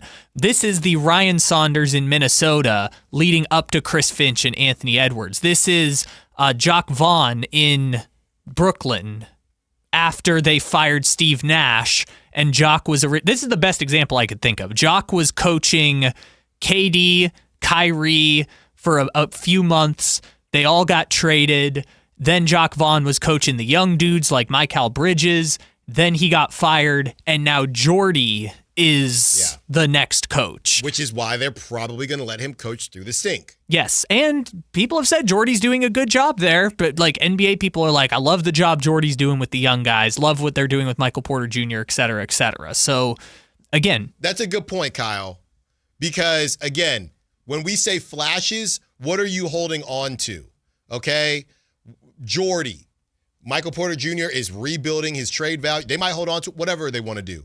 Michael Porter Jr. rebuilding his trade value. Igor Demin is balling out. So, they like what they're seeing from him. Who's the later guy? I'm trying to remember his name now. Danny Wolf is the one they're really high on there. Yeah, and you can see the different flashes. Obviously, Daigneault, that team stunk for a couple years, but it was SGA. They had those picks, and they hit on those picks. You could even say that the Giddey pick was kind of a miss. I don't know. I mean, trading him I know Caruso is a dog, but in theory, you're thinking, man, that's what they needed, even though on paper you would say that sounds like kind of a miss, but on paper, they knew what they needed. If you look at Doug, again, within the stink, where are the flashes? You can't say Keon's taking a leap. That brother don't play. Neek, what is it, Maxime? And the only reason Maxime is because Sabonis got hurt. I see someone on the text line bringing up this point. Jordy in Brooklyn is in the exact situation Doug is in. No, he's not. Jacques Vaughn, the coach before Jordy, was in the exact same situation Doug Christie is in right now. The next hire is going to be the one who is given a 4-year runway to potentially rebuild this team in the way that Brooklyn and other teams like that have gone about the process. This is the weird in-between where we are on the way down, but we don't have the coach who is going to, again, unless they give Doug a multi-year extension, which I don't foresee them doing, we don't have the coach who we know is going to be there when the winning begins again. Yeah. No, it's not exactly the same. 916-339-1140. How do you feel about Doug Christie? You want him to stay? Have you separated Doug, the coach, and Doug, the player? Are you giving him a pass because the roster stinks? How do you feel about him? Let us know. Call line, text line, and, of course, the Sack Chat when we return. A little bit of NFL as we get into the playoff setups, right? And all of those matches, all those games that are coming up for Wild Card Weekend. Don't move. More Allen Stiles coming up. I'm Craig Ashton of the injury law firm of Ashton & Price. The winter months bring joy, but also with more rain and snow, unfortunately, more accidents. Over the last quarter century, thousands of Northern California residents have looked to Ashton & Price to be their Rudolph with a law license to guide them through the storm of an injury claim. As always, we wish you and your family the safest and happiest of holidays. But if you need us, at Ashton & Price, we're here for you. So whether you've been naughty or nice, happiest holidays from Ashton & Price. Remember, for the best advice, don't think twice. Call Ashton and price. Power Business Technology is proud to be a 100% independent, locally owned and managed Toshiba copier dealer. Local ownership cuts out the red tape, allowing ourselves to never be too busy to personally answer the call when our clients need us. Recognized for excellence in service execution, training, and customer service, we're proud to be named a Toshiba ProMasters Elite Dealer since 2021. Contact us today for all of your business printing needs at 844-POWER-BZ. That's 844-769-3729, or visit us at powercopiers.com. Dan owed an unbelievable amount of money to the IRS. I got behind on my taxes. It's a horrible feeling. He was in denial. And when I got those letters from the IRS, you wanted to act like they didn't exist. Finally, Dan turned to Optima Tax Relief, the leading tax resolution firm. A-plus rated by the Better Business Bureau, they've resolved over $1 billion for their clients. Optima got me a settlement with the IRS. These people are really people-friendly. It was every bit of a new lease on life for me. The fast action and the great results made Dan's head spin. I felt like I was in a dream, but it's real, and I have paperwork to prove it. They got the job done, and life is good. For tax help you can trust, call Optima now for a free consultation. If you're worried about what's going to happen with the IRS, stop worrying. Make the call now. Call 800-343-6460. 800-343-6460. 800-343-6460. Optima Tax Relief.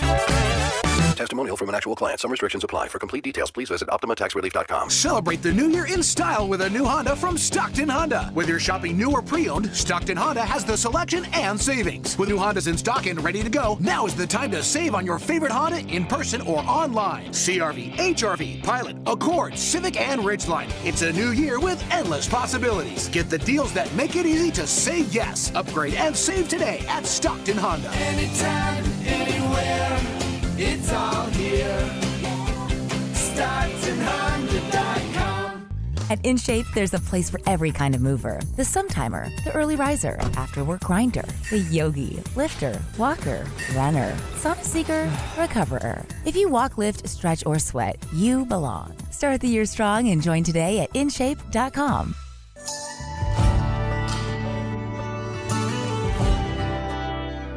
Allen Stiles. Watch the show on youtube.com/Sactown Sports 1140. Or listen on the Sactown Sports app.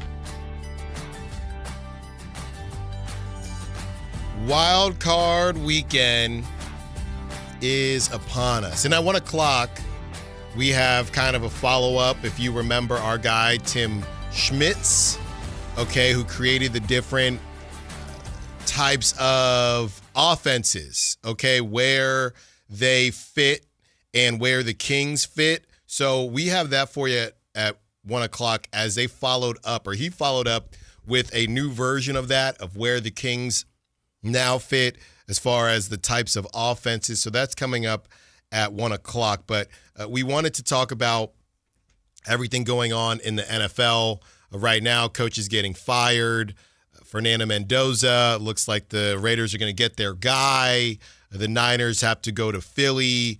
And my Panthers sneaking into the playoffs. And Baker Mayfield with, I don't know, today's not the day, but the Baker Mayfield, Todd Bowles situation, that thing went so left. And I still think they might have been more dangerous than the Panthers in the playoffs, but I feel like we just have that ingrained in our brain ever since Tom Brady went to the Bucs, but they probably weren't, right? That Panthers defense is pretty legit. I don't know that anybody trusts Bryce Young, but when he does spin it, the kid can spin it a little bit, and he's got T-Mac, Tetsuroa, McMillan, and he's a boss. They got some guys. Neither of them are really doing anything, but Baker, they win their game. And that's the sins of your past just coming back to bite you. A couple games that they had no business losing that they lost, and now their season is over. And the Rams, I mean, you never know. You really never know. With this Rams team and how they mess around, you really never know. They got to go to Carolina. Obviously, everybody is going to pick the Rams to win it, but you never know what could happen. Maybe the Panthers can do a little bit of the heavy lifting for the rest of the NFC. Packers, Bears, I found myself in a weird Packers algorithm, and a lot of people think that Matt LaFleur might be coaching for his job a little bit, just as they've kind of hit a wall. The Packers have. They have all these wide receivers, but they don't have a number one wide receiver. They always start out hot, then kind of burn out. Jordan Love, they paid him. I don't know how good Jordan Love actually is. And if you get leapfrogged, we've talked about it before. It is never good to get leapfrogged, especially in your division. And with Ben Johnson coming in and the Bears looking hot to trot and Caleb Williams figuring things out, if they lose to the Bears, and I think they could lose to the Bears, that could be a problem. Over in the AFC, or to round out the NFC, obviously Niners at Eagles, plus 3.5. That's what the Niners are. We've talked about it a little bit earlier, but my feeling is I don't trust the Niners defense, but I also don't trust the Eagles offense. And I do trust the Niners offense. And there have been times where the Eagles defense has given up. They've given up some plays. So, yeah, I think the Niners have a really good shot in that one, even though Niners fans across the globe are pre-coping and saying, we're getting ready for next season and this one is cooked. I don't think you actually believe that. I'm sorry. Well, I think there might be some scars there, too, because if you beat the Eagles and the Packers don't win, which I will say, though, if this entire good feels Bears season is headed towards them losing at home to the Packers in the playoffs, chef's kiss, hilarious. But assuming the Packers do lose, if you beat the Eagles, you get to go to Seattle for the divisional round, which I think probably has some Niner fans feeling scared given what we just saw between the Seahawks and the Niners. Yeah, or it's an opportunity. It's hard to beat a team twice, hard to beat a good team twice. And I'm trying to remember, didn't the Niners, it was week one, the Tonjes catch. That's right. Brock just said, what's your phrase for him? The Brock and... Brock Star? Yeah, the Brock Star. He went Brock Star and it worked, and he threw the touchdown to Tonjes. That's right. So, yeah, I think Niners, they just know it's going to be a tough road, right? That's more so what I'm taking away from Niners fans. Even if you get this one, yeah, tell them what they won, Johnny. Now they got to take on. They're just trying to find a way to face the Bears if possible. But I would say, hey, don't sleep on the Bears. I mean, their offense has kind of figured some things out, and their defense is opportunistic. They got the most picks in the league, and what they can do there. Over in the AFC, I don't know what to do with this AFC weekend. You got the Bills at the Jaguars. I think everybody's just going to pick the Bills, right? I mean, I am. Yeah, everyone's going to pick the Bills. Although very funny if this is how Josh Allen goes down, is to Jacksonville. Yeah, at that point, you would probably need a new head coach and to finally go get Brandon Ayuk or something. I don't know. Yeah. Go get an actual wide receiver. I don't even know, get a defensive tackle. Yeah, just do something besides James Cook. Yeah, something to stop the run. Besides James Cook. And stop rolling out Tre'Davious White. Chargers at Patriots. I think everybody's going to take the Patriots in that one. Another team in the Chargers, where are we at? Look, Allen, this is what I've said for years. There are only 3 types of Chargers seasons. They are terrible, they lose 1 million one-score games, or they make the playoffs and they lose in the most insane way you've ever seen. Yeah. And now we are at they're going to lose in the most insane way you've ever seen. The Texans at Steelers. I think everyone's going to pick the Texans' offense has looked really good lately. Oh, this is that Monday night wild card game too. I don't know. I might skip this one. Just tell me who wins. Texans should smack the Steelers, to be honest. Should they? Yeah. I've seen Tomlin take great offenses and make 16-14 muck out of it for years. Yeah. This is a, hey, are we going to start talking about C.J. Stroud again game? Because nobody talks about C.J. Stroud. How many of you forgot C.J. Stroud exists? Also, this is the 3rd year in a row the Texans are going to play in the 5-4 game on Wild Card Weekend. Yeah. This is the best opportunity they've had. They had to face Lamar, and they gave Lamar a good scare. Last year was Mahomes. Yeah, last year was Mahomes. This is the best opportunity. DeMeco Ryans, what are you? Now, you got a great smile. You say the right things. You got all the pieces, and you're doing it without Tank Dell. This is a team of guys nobody talks about anymore. Nobody talks about Nico Collins. Nobody talks about C.J. Stroud. Nobody talks about DeMeco Ryans. Right? And nobody talks about Nick Chubb. That's because they're a defensive team now, Allen.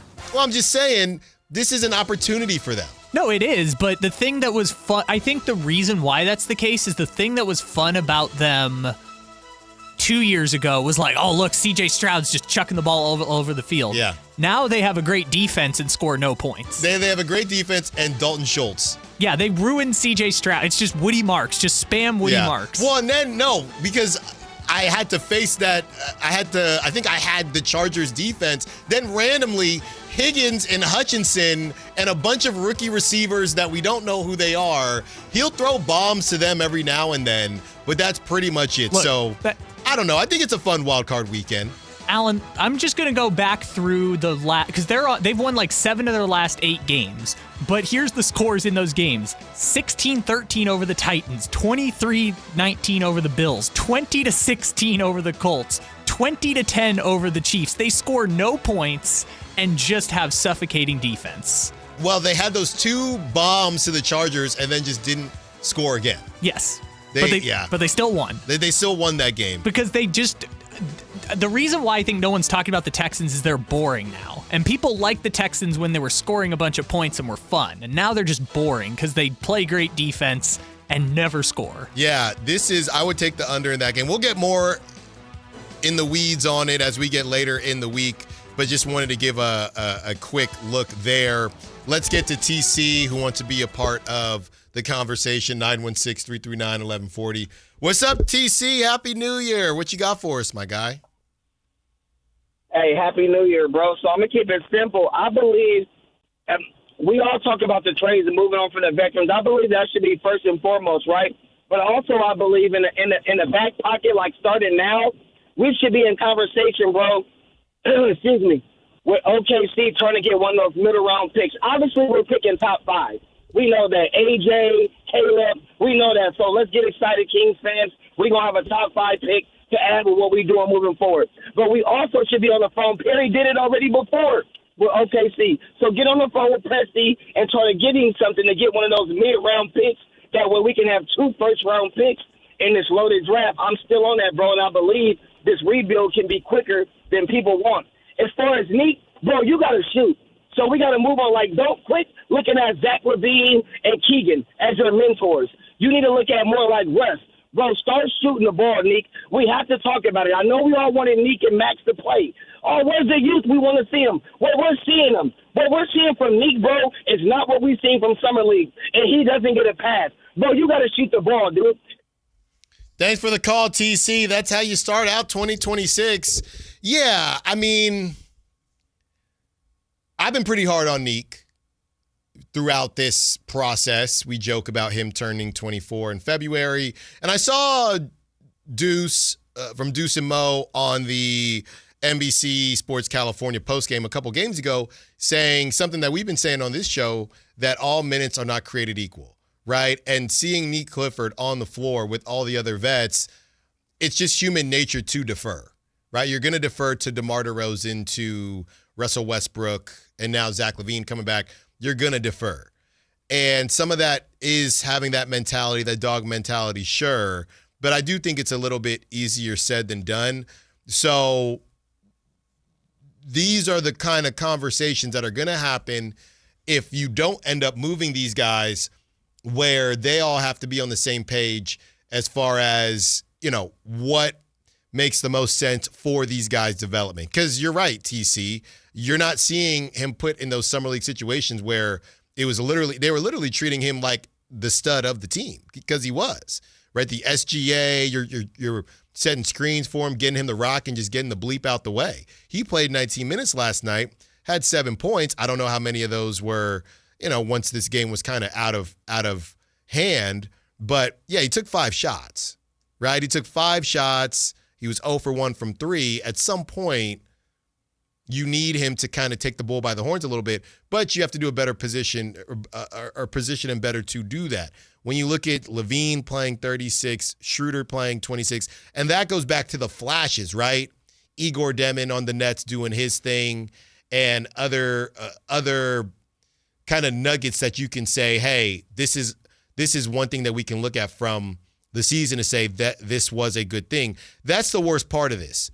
You can't be 8-28 and you have nothing to show for it as far as the growth of the young players besides Maxime Reynaud because Domantas Sabonis went down. Like, to me, that's a failure. And I don't know whose failure that is, but that's a failure. On the other side, let's talk about what type of offense this Kings team has and more conversation on the young guns and what we can get from the rest of this Kings season. More Allen Stiles coming up. This is the story of the one. As a safety manager at a manufacturing plant, he does everything he can to keep his coworkers safe. From finding ways to reduce risks to keeping safety supplies in stock. And for that, he relies on Grainger. Grainger offers a broad range of quality products and next-day delivery, so he can always play it safe. Call 1-800-GRAINGER, click Grainger.com, or just stop by. Grainger, for the ones who get it done. Get more for your money at Elk Grove Chevrolet, where value meets style. Lease a new Chevrolet Trax for just $199 per month plus tax. Enjoy its roomy backseat, flat rear window, and simple, attractive interior packed with an 11-inch touchscreen, wireless Apple CarPlay, and wireless charging. The Trax delivers more for less. Visit myelkgrovechevrolet.com today for full lease details and see why the Trax is such a smart choice.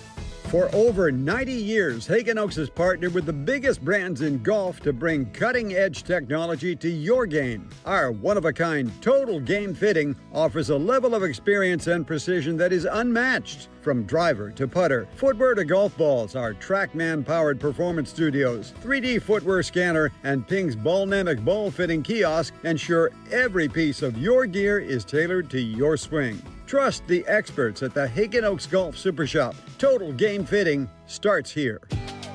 Never have I ever called my sister from the finish line of my first marathon.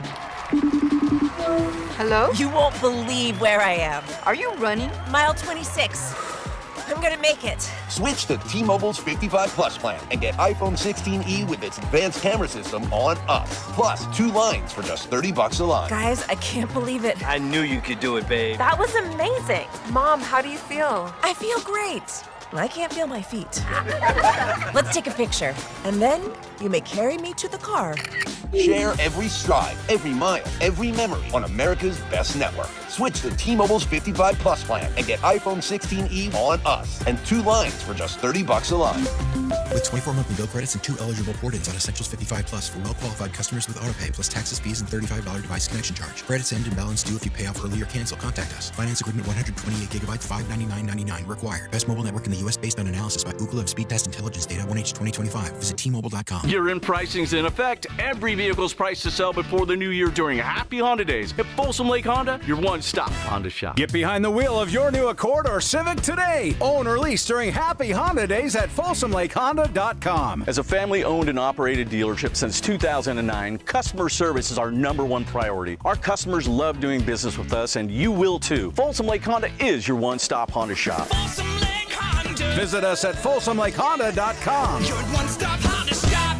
Daniel Tosh, My First Farewell Tour. Saturday, January 24th, 8 p.m., the venue at Thunder Valley. This is how I come up with material. I rant to my friends and my family, my inner circle, and when they hate every word coming out of my mouth, I know it's ready. Saturday, January 24th, 8 p.m., the venue at Thunder Valley. On sale now. For tickets, visit ThunderValleyResort.com. Don't miss your chance to see Daniel Tosh. KHD 1 Sacramento, KYMX HD3 Sacramento. From the Power Business Technology Toshiba Studios. Sactown Sports 1140.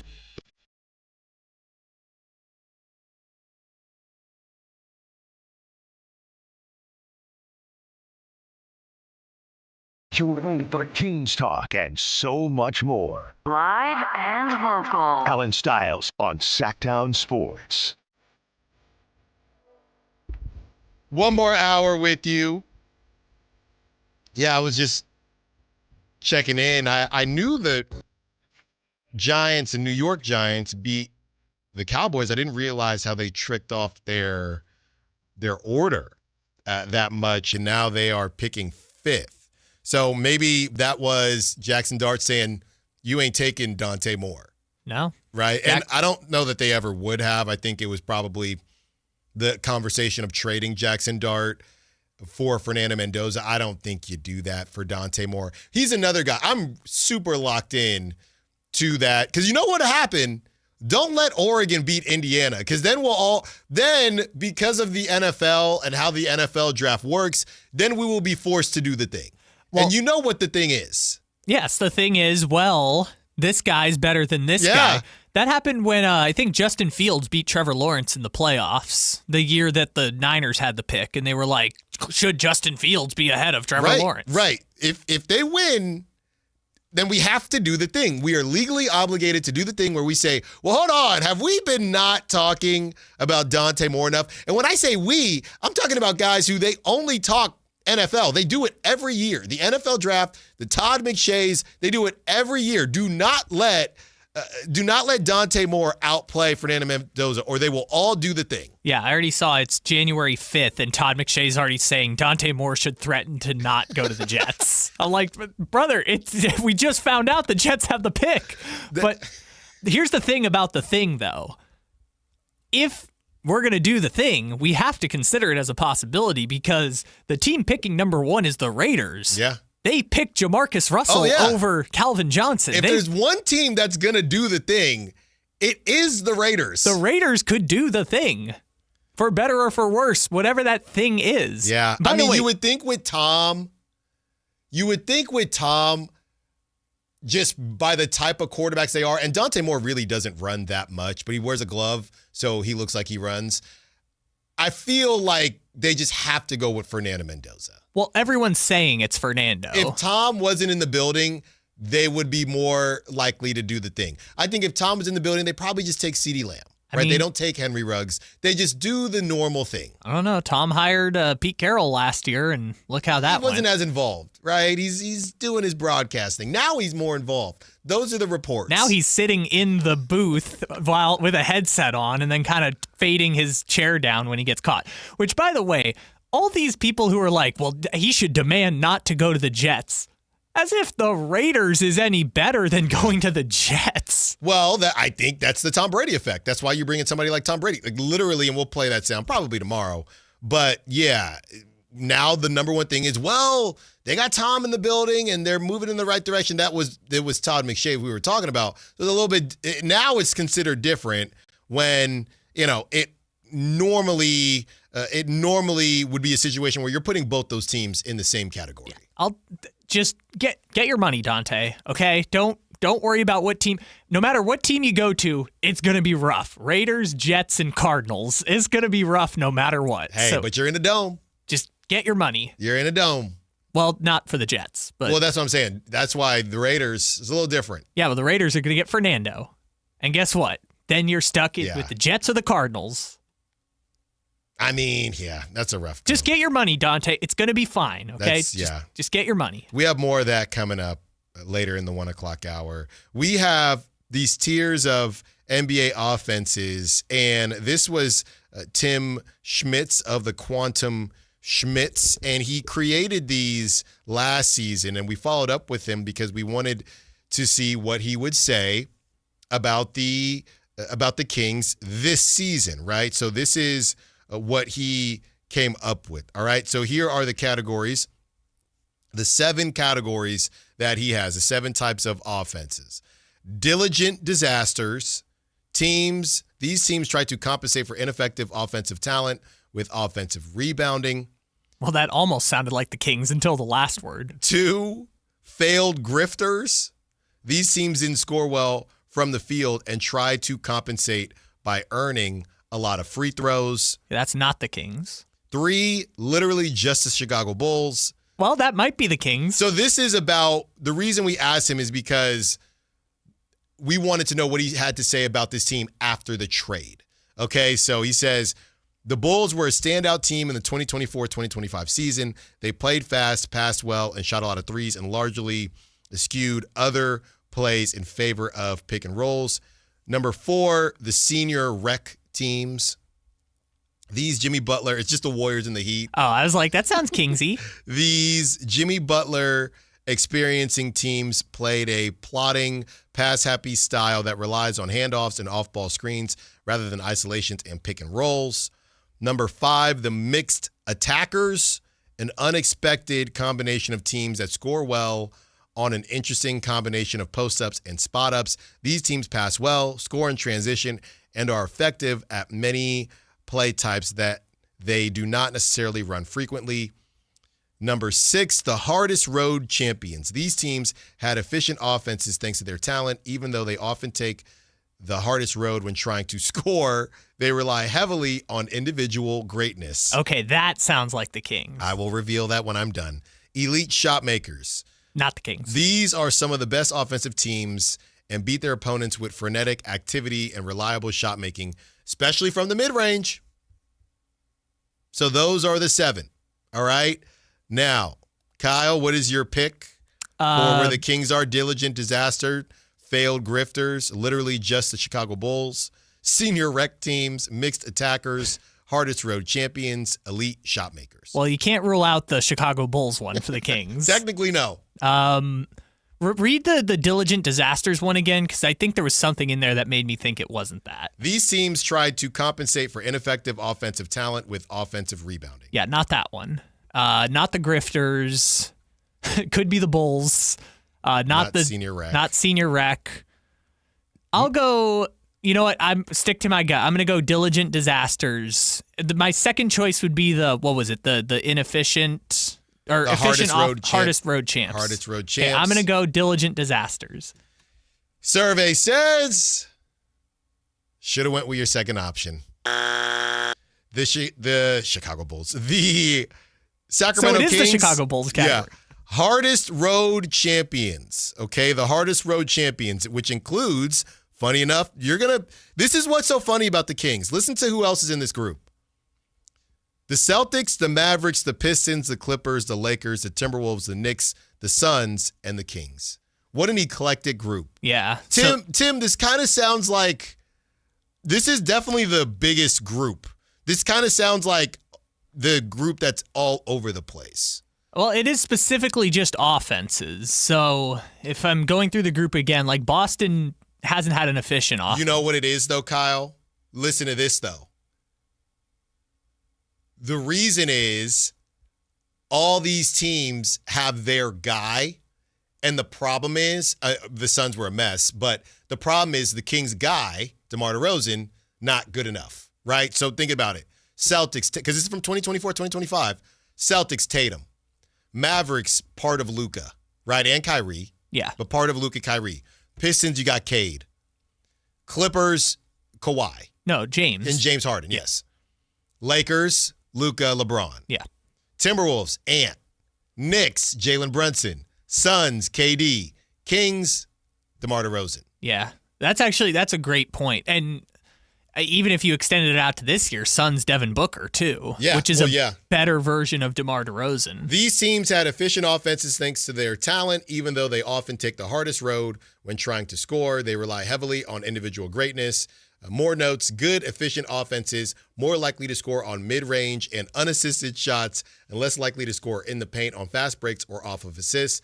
Most likely to ISO and do well on these possessions. Excel at pick and rolls where the ball handler keeps the ball and are less likely to pass to the roll man. Most likely to post up, score well, and commit the fewest turnovers on these possessions. Efficient on spot-up handoffs, efficient on off-screen possessions and putbacks. Don't play particularly fast or get many transition opportunities. Yeah, that sounds like a DeRozan-Sabonis offense. Yeah.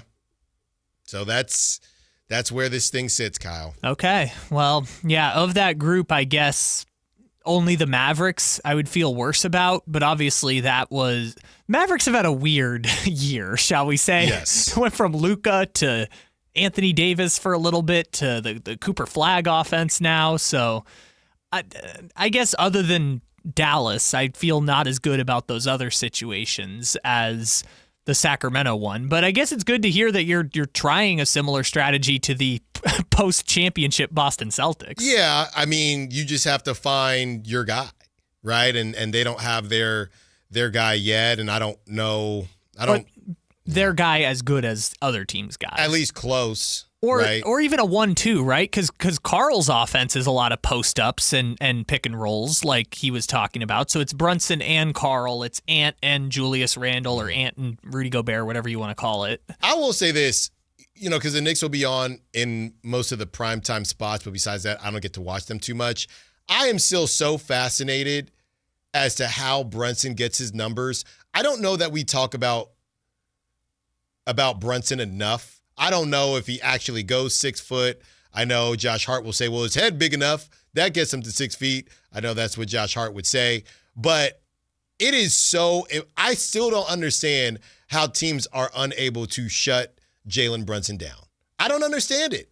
Yeah, man, he is, I think, the best case scenario for what Isaiah Thomas's career could have been had he stayed healthy. Like, just playing style, the way that he throws his body on the line for so many buckets and yet somehow seemingly never gets hurt until the playoffs. Like, yeah, I think he's kind of in that Isaiah Thomas mold where he has to work super hard to get his buckets, but he is so elite at bucket getting that you're fine building your offense around it. Yeah. So, those are the different kind of offenses that are out there and where the Tim Schmitz has the Kings falling.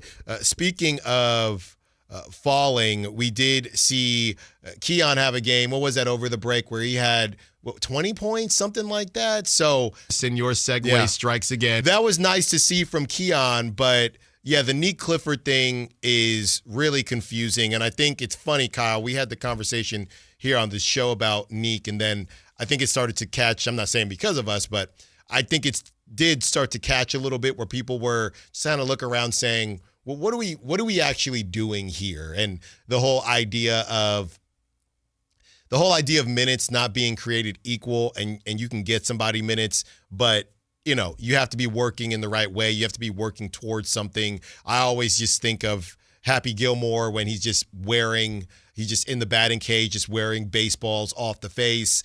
He was making himself tougher, but it wasn't actually improving his hockey game at all, or at least he thought that it was.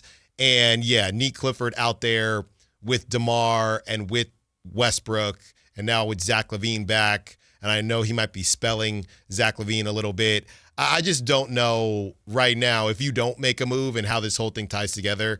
I just don't know how much growth we're going to see from Nick if we're only getting out of those, let's say, 19.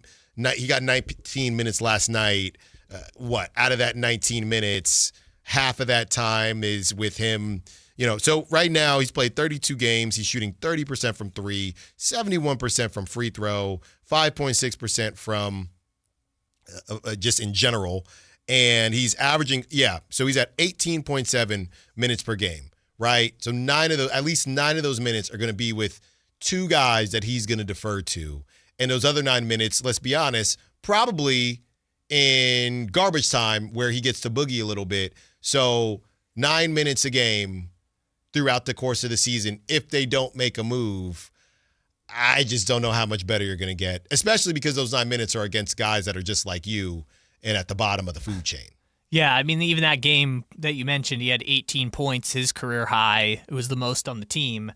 That was the Clipper game, and they lost by 41. Yeah. So, again, what good is him having a 20-point game when you lose by 40? So that's your whole thing with the Maxime thing, right? And how we're talking about Maxime's numbers. I hate that it's my Maxime thing. No, it is your Maxime thing. But that one was way worse, right? You lose by 41. We can't be talking about Nick's career high. We have to because he's a rookie, but nobody should feel good about that. So I was filling in with Chris Watkins the day after that game, and I remember making this point. Do you remember, you former Warriors guy, do you remember when Draymond years ago was like, see, Karl Towns, that's what he'll do for you. He'll give you 40 points and you lose by 20. Yeah. Nick Clifford right now is he'll give you 20 and you lose by 40. Yes. What if it's bad to score 40 and lose by 20, scoring 20 and losing by 40? I don't know what I'm supposed to do with that. And look, it's his career high, so we are not bagging on it. I'm glad that he got it. He shot good from the field. Right, but as far as what we do with it moving forward, it's the consistency piece that we're not seeing from any of these guys. And Maxime, he was getting that time. And you're not, I'll tell you this much, Kyle. You are not alone in the questions that you have about Maxime as far as him putting up good numbers. Is it just a result of playing time and playing on a bad team where most of the time these games aren't very close versus, no, this guy is showing that he could be something in this league? You're not the only one with that question. You're not. Well, and I think my point last week was, practically speaking, if we're talking about consistency in minutes, which Neek, I guess, has been relatively consistent. Like he'll go from 29 to 19, but it's not like it is with Keon, where I'm looking at his game logs and it's like 10, 9, 4, 32, and scores 21 in a win against the Mavericks. 22, 19, 27, 35, 5. Like, it's not as inconsistent as that. But with Max, the second Sabonis comes back, Sabonis is your starting center. And if Maxime is just going to be backing up Sabonis, there's going to be nights Max only plays 11 minutes or 12 minutes. Unless some decisions are made.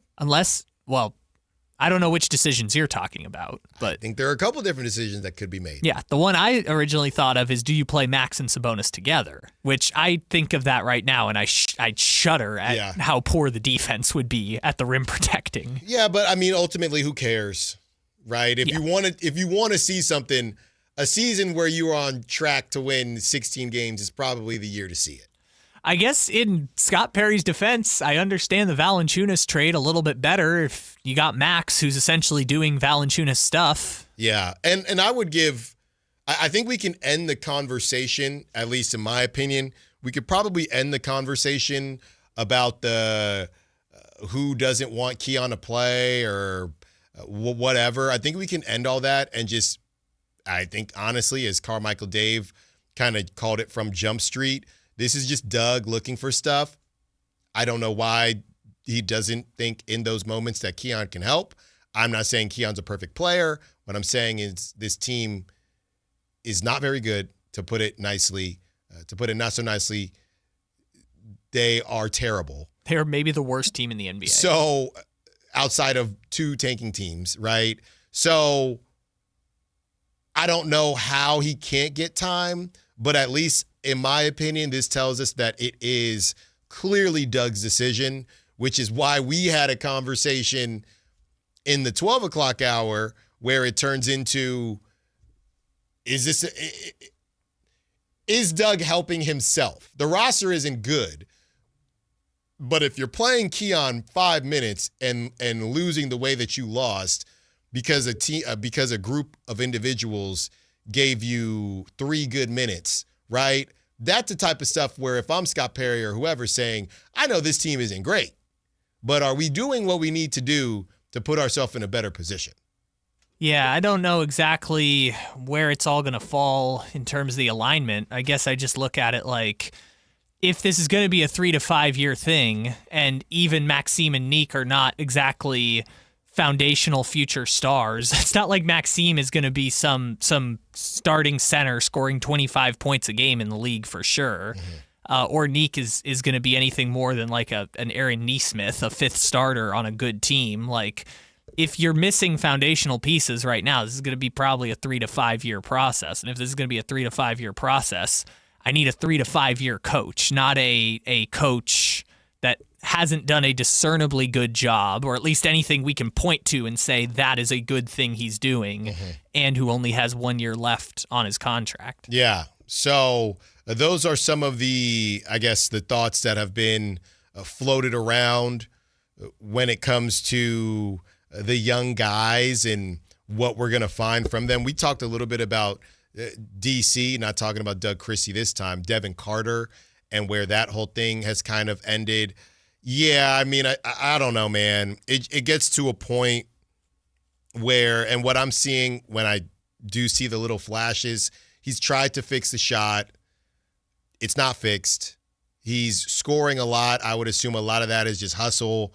He's stronger than some of these guys in the G League. He's scratching. He's clawing. He gets his offensive rebounds, but the three-point percentage is not good. And even Josh Hart got it to a respectable level. I think that's kind of the comp for him right now. But Josh Hart, I think in my mind is a little bit bigger than him, even though he has, that wingspan. So it's not that I'm off the Devin Carter thing. It's just so Josh Hart, 34% from three in his career. This season, he's shooting 38.9. Now, he's been around forever, don't get me wrong. So he's had time. He's taking 4 threes a game, and he's at 38.9. So 39%. Last season, he only took 3.3. He was at 33. Season before that, he was at 31. So I don't know. I do think that's a decent comp. Again, he goes 6'5". He's a little bit more versatile when it comes to the defensive side of things. But I do think that Devin has a little bit of Josh Hart in him because he's such a good guard rebounder. Josh Hart at 8 rebounds a game. But I just don't know that he's going to get that time. I just don't know if he's going to get that opportunity, that time. And I would also say Josh Hart is one of those guys. I've talked about this a lot when it comes to media and how things kind of evolve.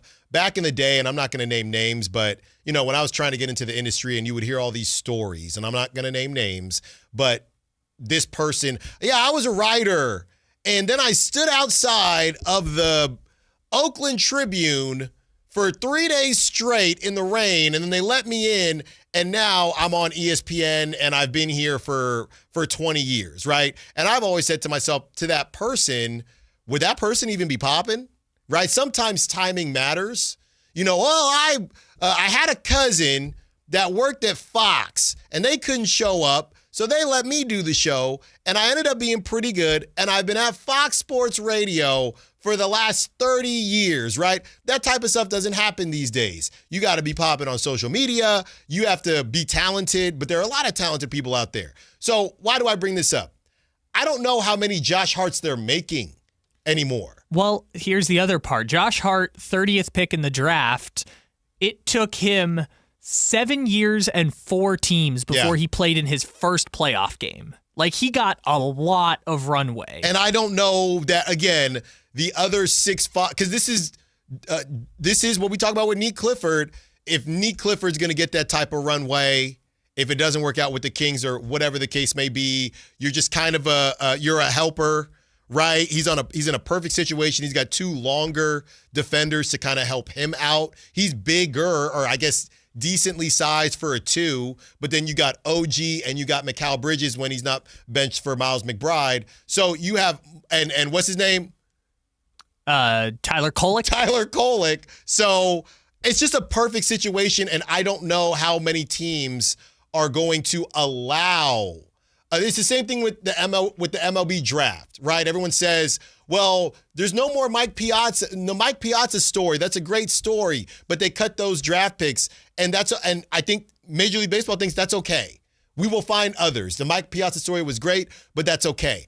I don't know how many Josh Harts they're cooking up these days. And a guy that I guess is similar to him is Nickeil Alexander-Walker, right? But these guys are still 6'5". Devin Carter is 6'2". I know he's got the 7-foot wingspan, but Allen, after standing next to him in an airport, he's 6'3.5". Okay. Well, hey, then we'll take that. That helps a little bit. About 6'3.5". I don't know. And the same thing goes for Nick Clifford, even though he's a little bigger. The same thing goes for him. I don't know how many teams, and this is what Austin Rivers was talking about, they're not looking for that. They're looking for, the team is just going to be whatever studs you find, and then a bunch of Tejan Salon. I don't need you to have the bag work. It's 7 Tejan Salon clones, a couple bigs, and then your stud. That's it. You've got your primary ball handler, your big man who can post up, and then a bunch of Tejan Salons. By the way, that's literally what the Bucks are trying right now. They're just missing their point guard. They've got their Giannis, they had their Dame, and just a bunch of dudes. Yeah. That was their entire game plan. That's what it is. All right, let's keep the conversation going. Black Monday is upon us as a couple coaches get fired, but we have a special treat for the Raider fans out there. Fernando Mendoza. This one is for you. Don't move. More Allen Stiles coming up. Download the Sactown Sports app. Sacramento sports in your pocket. This is Sactown Sports 1140. This is the story of the one. As the purchasing manager at a manufacturing plant, she knows the only thing more important than having the right safety gear is having it there when you need it.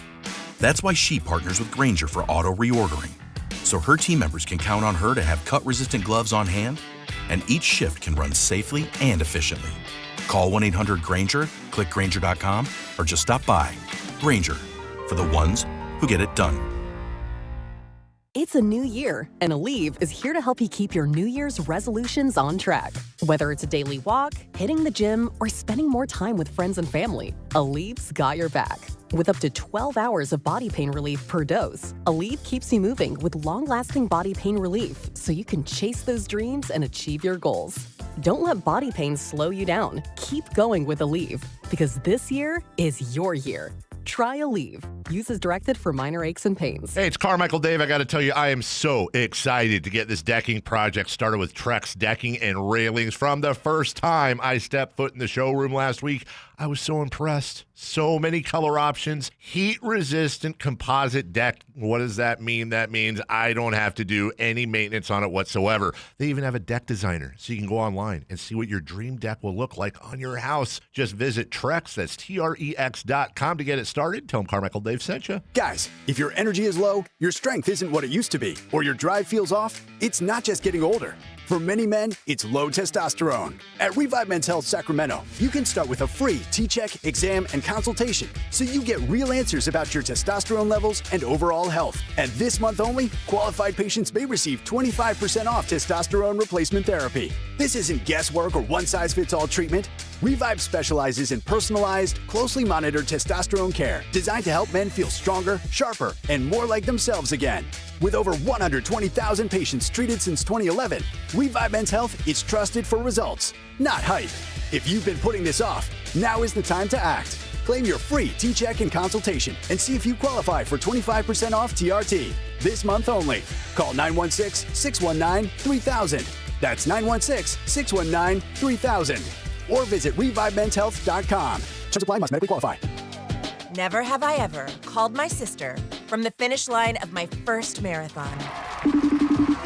Hello? You won't believe where I am. Are you running? Mile 26. I'm gonna make it. Switch to T-Mobile's 55 Plus plan and get iPhone 16e with its advanced camera system on us. Plus, 2 lines for just $30 a line. Guys, I can't believe it. I knew you could do it, babe. That was amazing. Mom, how do you feel? I feel great. I can't feel my feet. Let's take a picture, and then you may carry me to the car. Share every stride, every mile, every memory on America's best network. Switch to T-Mobile's 55 Plus plan and get iPhone 16e on us and 2 lines for just $30 a line. With 24 monthly bill credits and 2 eligible port-ins on Essentials 55 Plus for well-qualified customers with autopay plus taxes, fees, and $35 device connection charge. Credits end and balance due if you pay off early or cancel. Contact us. Finance agreement 128 gigabytes, $599.99 required. Best mobile network in the U.S. based on analysis by Ookla of Speed Test Intelligence Data 1H 2025. Visit T-Mobile.com. Sacramento's Outwork playlist is Mix 96.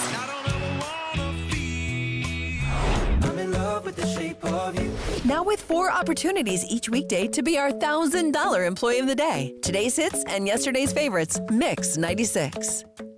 At InShape, there's a place for every kind of mover. The Sometimer, the early riser, after-work grinder, the yogi, lifter, walker, runner, sun seeker, recoverer. If you walk, lift, stretch, or sweat, you belong. Start the year strong and join today at InShape.com. This is the story of the one. As a safety manager at a manufacturing plant, he does everything he can to keep his coworkers safe. From finding ways to reduce risks to keeping safety supplies in stock. And for that, he relies on Grainger. Grainger offers a broad range of quality products and next-day delivery, so he can always play it safe. Call 1-800-GRAINGER, click Grainger.com, or just stop by. Grainger, for the ones who get it done.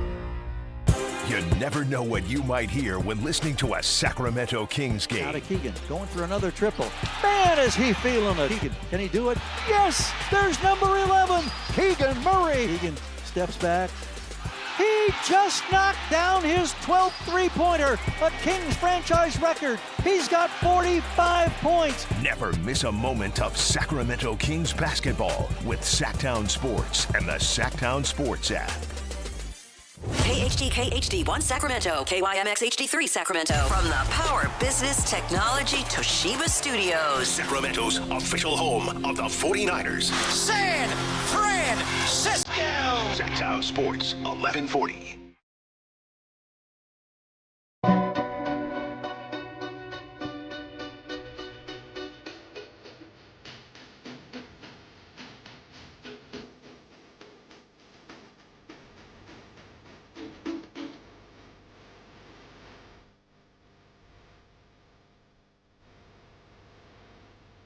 You home for Kings talk and so much more. Live and vocal. Allen Stiles on Sactown Sports.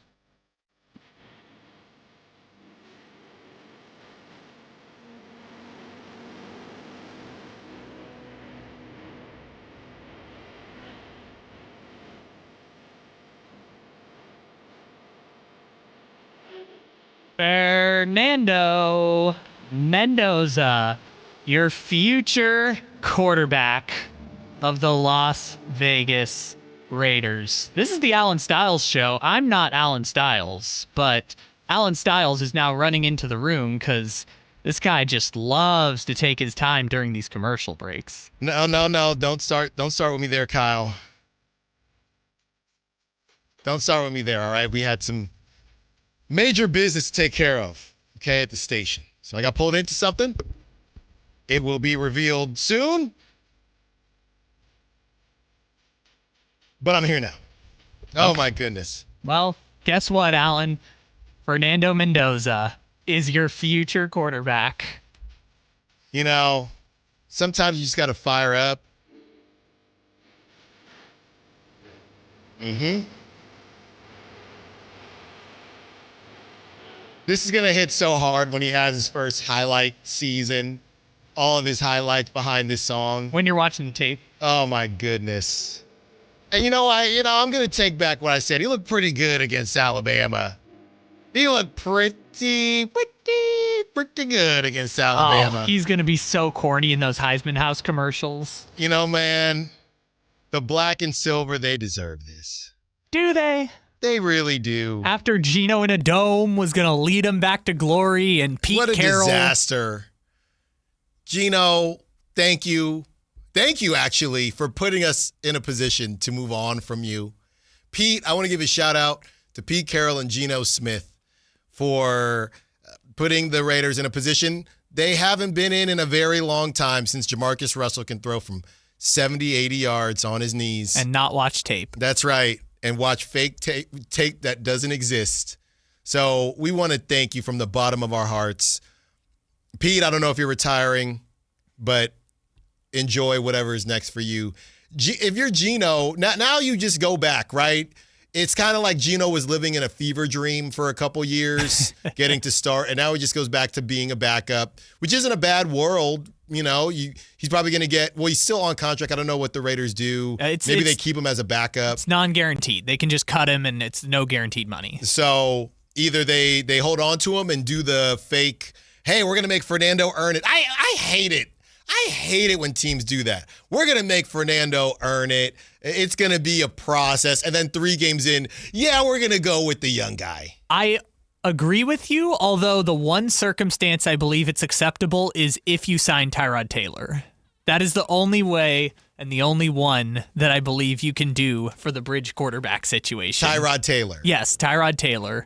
Why? Because Tyrod Taylor was this exact situation now for Baker Mayfield in Cleveland, Josh Allen in Buffalo, and Justin Herbert with the Chargers. So I feel like it's only right that your next great quarterback goes through the rite of passage of Tyrod Taylor. So this is probably another movie that you haven't seen, but going back to when Dane Cook, early or mid 2000s when Dane Cook was cooking, no pun intended. I think I was in high school.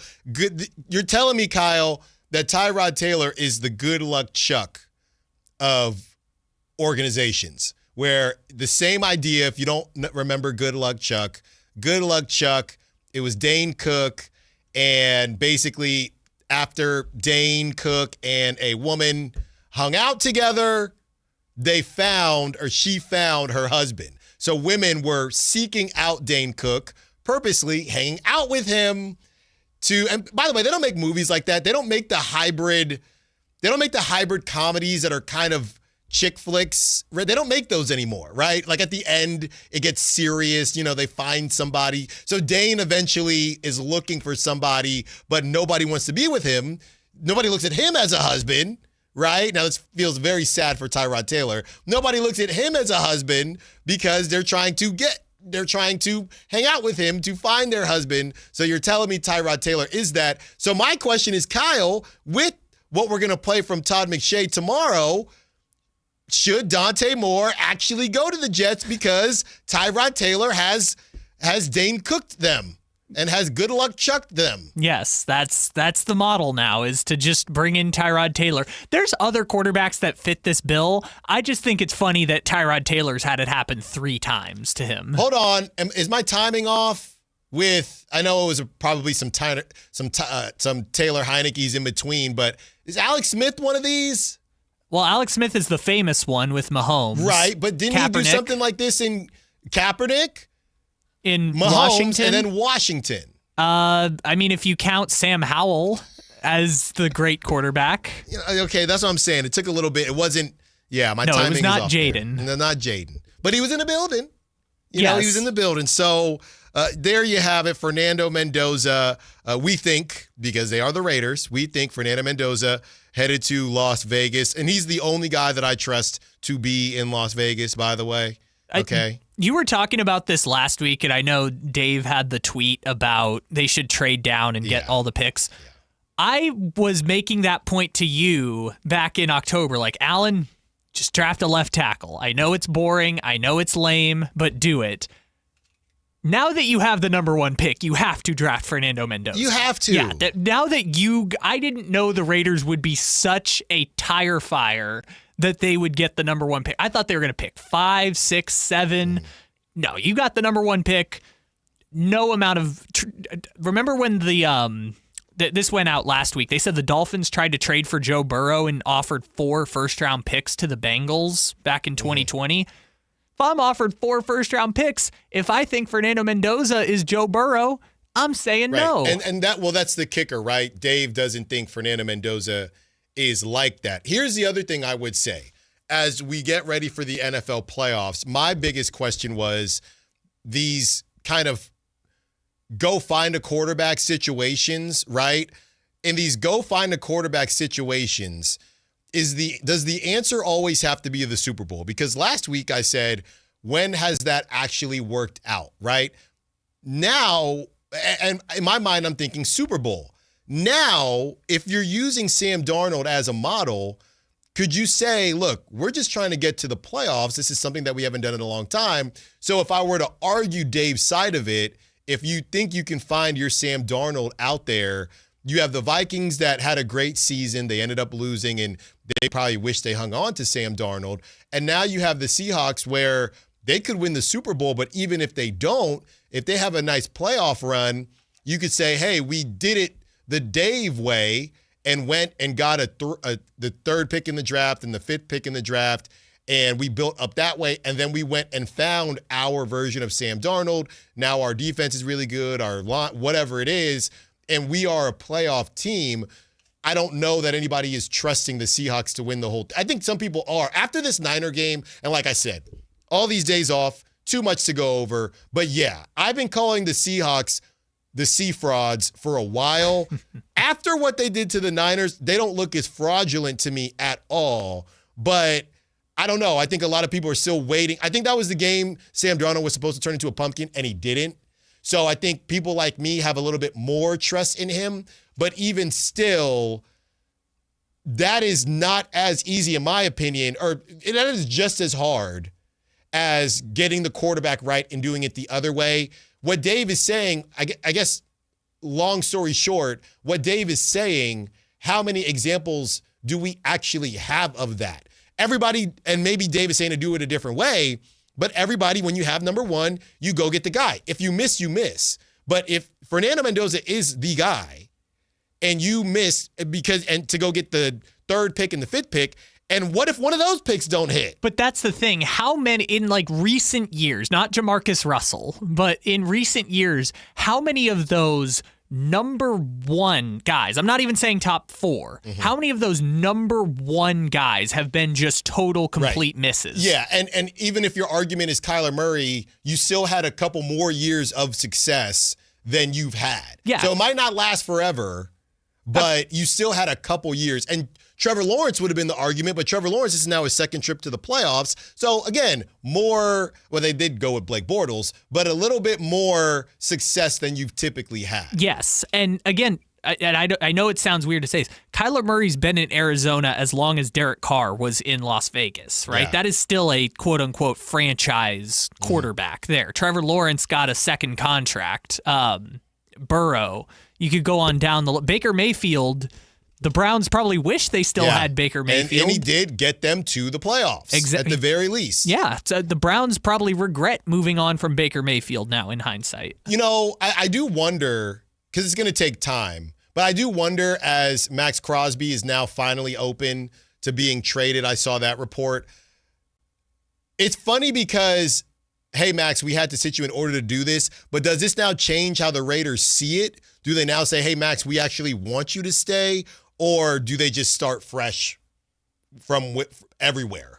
Well, to Dave's point, maybe that's the happy compromise. Because you mentioned the Seahawks model, and trading the first pick would be a version of that because they traded Russell Wilson. But maybe you get both. Maybe you trade Max Crosby and get the picks, and you keep the number one pick. Maybe that's the happy compromise if you're the Raiders. I like the sound of that. I also like the sound of Whitey Gleason join the show in the first crosstalk of 2026. Don't move. More Allen Stiles coming up.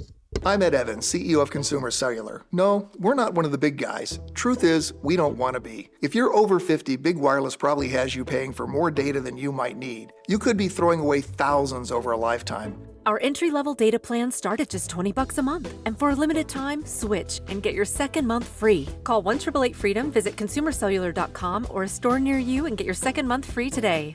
Plans include $5 credit for auto pay and e-billing. See site for additional details.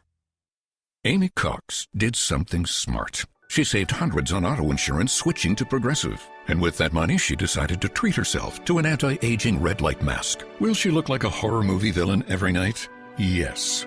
Will her boyfriend Kevin be scarred for life? That's certainly a risk. But it's Amy's savings, and if she's willing to risk her relationship for smooth, wrinkle-free skin, well, bye-bye, Kevin. Switch and see if you could save with Progressive and treat yourself. Progressive Casualty Insurance Company and Affiliates. Progressive's accident response can detect and send help when you need it most, after a major car accident. But other accidents, you're on your own. Like when you accidentally call your wife Mom. When you accidentally say Happy Holidays on someone's birthday. When you accidentally wave at someone you thought was waving at you.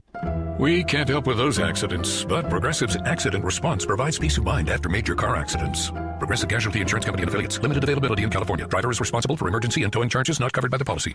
With the new IHOP value menu, $6 is all it takes to go to your happy place, where stacks of pancakes with bacon and eggs are just $6 every day. French toast, sausage, and eggs are, you guessed it, $6. And fluffy omelets come with a side of pancakes and only cost $6. Go to your happy plates every day at IHOP. $7 in some locations. Available every day for a limited time at participating restaurants in the U.S. Hours may vary. No substitutions. Not valid with other discounts or promotions. Prices may vary.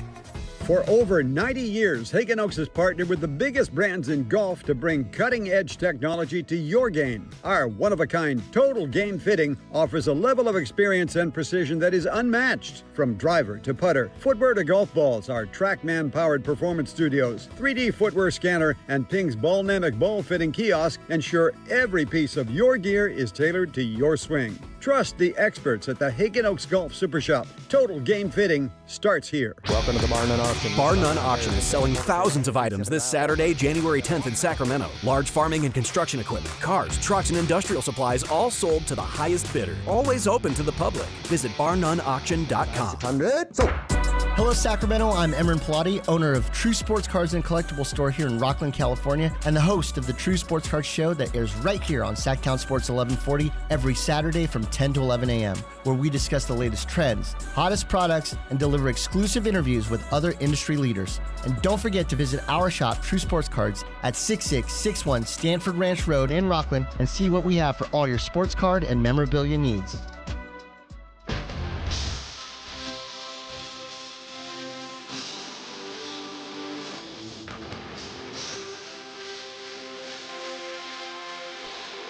Live and local It's Allen Stiles on Sactown Sports. Hey, it's Allen Stiles. Happy New Year, Allen. Well, is it too late for me to say that? Pat said it's too late. Who did? Pat from KNCI. I saw him. I said, hey, Happy New Year. He said, you can't say that. All right. It's past the third. Larry David says that's right. Yeah. But I think know Pat still. I just, when you said Pat, I wasn't sure which Pat you know, I saw Pat everyone. The building is bustling today. Yeah. There's a lot going on. I didn't know if you meant your good friend McAfee or who you were. Oh yeah, he's on the show on Tuesday. But a lot of different things going on. But what I want to know, Whitey, is what is on your first show of 2026. Well, Eric Crocker's going to be on with us. Oh, he's great. Locked On 49ers pod host. Kyle Draper's going to be on as we get ready for, 49ers Eagles. 49ers Eagles week has begun. And then we're going to talk about something I heard from Dave today that kind of sent a chill down my spine. And if I'm being honest, which is what I do here, I'm going to talk about something I heard you talking about today, which also sent kind of a chill down my spine. Well, do tell. Well, the whole segment you guys did, and I thought it was very well done, on, Kings might end up at the deadline pretty much with the same roster they got now. You just think there's no way? No, I think there is a way. That's the problem. I'm not disagreeing with you. It's like, oh, yeah, I've kind of been trying not to think about that. Yeah. I'm like I said, about 2 weeks away, right? Let's see what happens on the 15th. But the Warriors really seem to – I'm just also confused, and I get it, why DeMar DeRozan doesn't really fit what the Warriors are trying to do. But it's just confusing to me that the only path seems to be Malik Monk, and maybe it's because they're just not thinking about DeMar DeRozan at all. But every time we hear about the Warriors and Kuminga and the Kings, they don't want Malik Monk. Right. Well, there's other things I think that they could do, but it sounds like, Sam Amick brought up the name DeMar DeRozan. He just said, I don't see that happening. And the only reason I bring it up is because there does seem to be a recycling circulation of the same couple teams. The Bucks are trying to do something. We know the Warriors are trying to do something.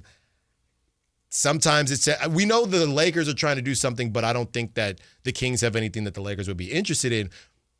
To Kyle's point that he said earlier, I just don't know if there are a ton of buyers this go round. Mm-hmm. Not for what the Kings are selling anyway. Yeah. As far as DeMar and the Warriors go, I remember talking within the last 8 months, whatever it was, with our mutual friend, the great Anthony Slater. Because remember, right before DeMar came here, he was looking for his next situation, although technically he wasn't a free agent. Right. And there was some talk of maybe the Warriors. So I asked Slates about that. He said there was some interest. And I asked how far it went, and he said, I don't think anybody ever actually talked about it. So it was like, but no one, the Warriors weren't really interested. So I don't think there's anything there. Yeah. And I look at the Suns, who, last year they finished behind the Kings, and they got rid of Durant, and they decided they didn't want to tear it all down, and they beat OKC last night. Right. And I look at that and go, well, how did they do that? And still, maybe it's not the best move because, they're not even in the top 6, I don't think. But they did it because what they had to spin off are things that other teams said, ooh, yeah, we'll give you something for that. Right. And the Kings are in a totally different boat. No, but I do think one thing that is a common denominator, as Jalen Green has just been unable to get on the floor, is you do have to have somebody surprise you. And I'll never forget, because I don't know who they were playing, but I'll never forget Dylan Brooks in March Madness because I picked against Oregon in that game. And he went off. And we kind of forget, as we've talked about, Keon, he was an offensive-focused guy in college. We kind of forget that these guys can get buckets. Even still, I don't think anybody saw Dylan Brooks prop talk. This guy is set at 18 and a half a night. Yeah. And I'm thinking, okay, he has to turn back into a pumpkin at some point. But some of these players out here that have been tasked with doing certain things, when that job changes, some of them can evolve a little bit. And to bring it back to the Kings, and maybe even a Nick Clifford, if you were able to move on from a DeMar or somebody like that, giving all, like I've been saying, all minutes aren't created equal, giving Nick more minutes that are focused on, you're the guy in this lineup, maybe we would see more of a jump and I wouldn't have to be so hard on him. But yeah, I mean, the Suns thing, that's who the Kings were supposed to be. We spent a lot of time on the Anscape article that Scott Perry did with the great Mark Spears. Let me guess, opportunistic and prudent. If you were to find that, you would have found that.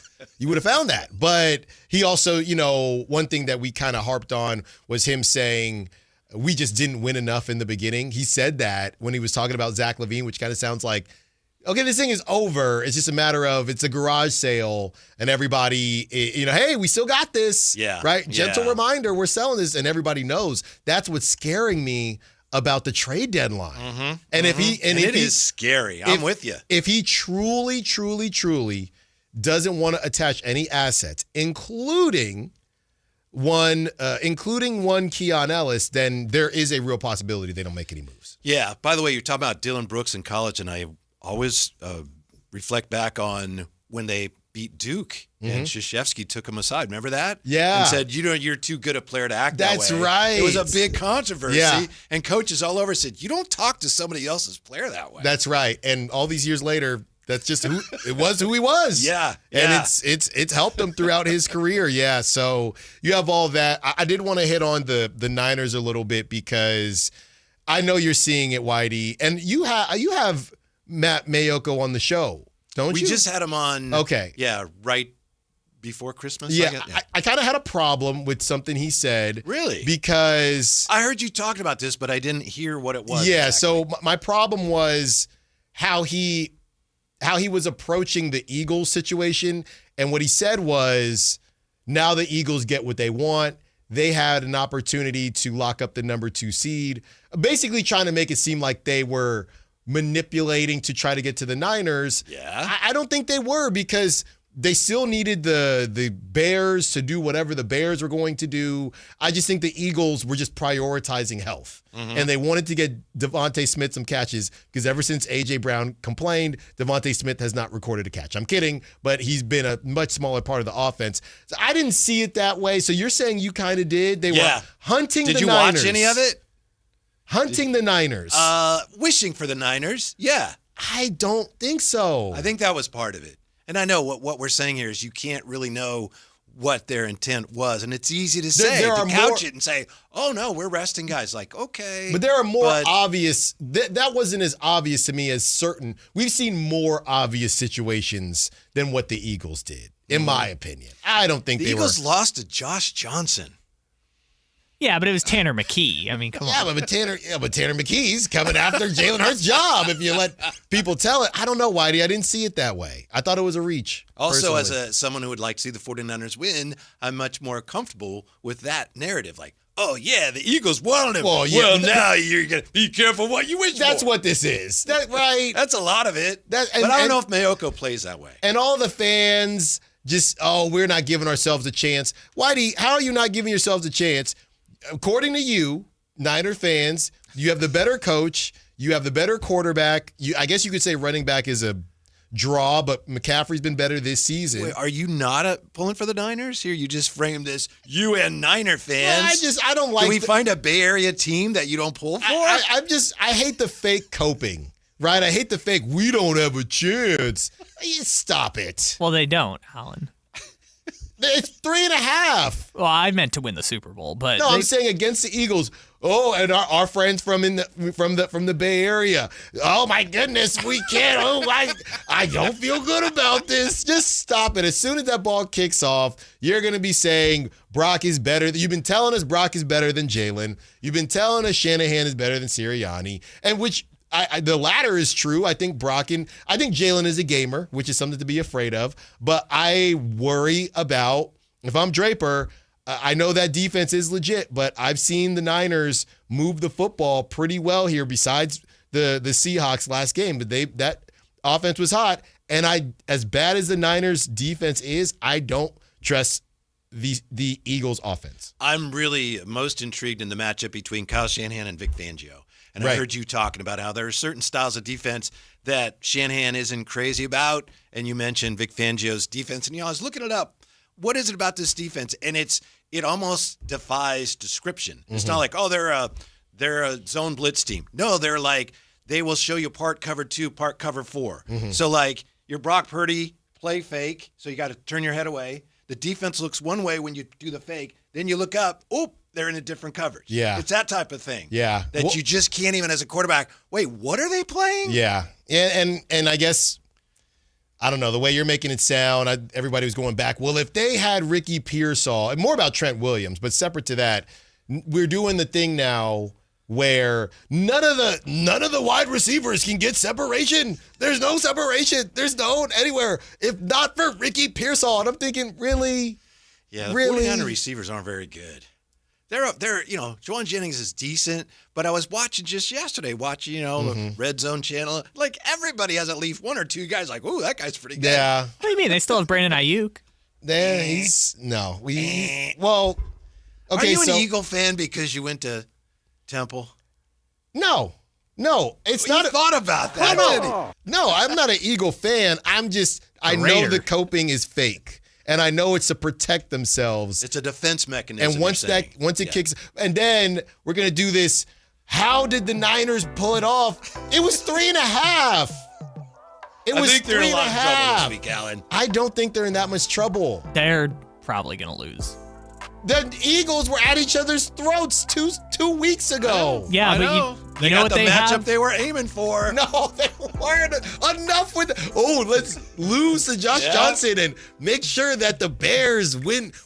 Did the Bears? They lost too, right? Did the Bears? Yeah, Yes, but that's why people were saying had the Eagles won, they would have gotten the Packers. So Sirianni's checking the scoreboard of the Bears. No, please, Josh Johnson, scurry in there for a touchdown. Can you give me a break with that? All right, thank you, all the callers, texters, Sack Chatters. Thank you for a great first show of 2026. Thank you, Kyle Ledbetter, as always. Whitey Gleason coming up next. Drive Guys, Whitey Gleason, Jay Johnson. Kyle Draper will be here at some point. The rumor has it, I'm still deciding whether or not I should veto the whole thing. Well, you know what I would do if I were you. We will talk to you tomorrow. Until then, secure the bet. Later, be. Don't forget my podcast.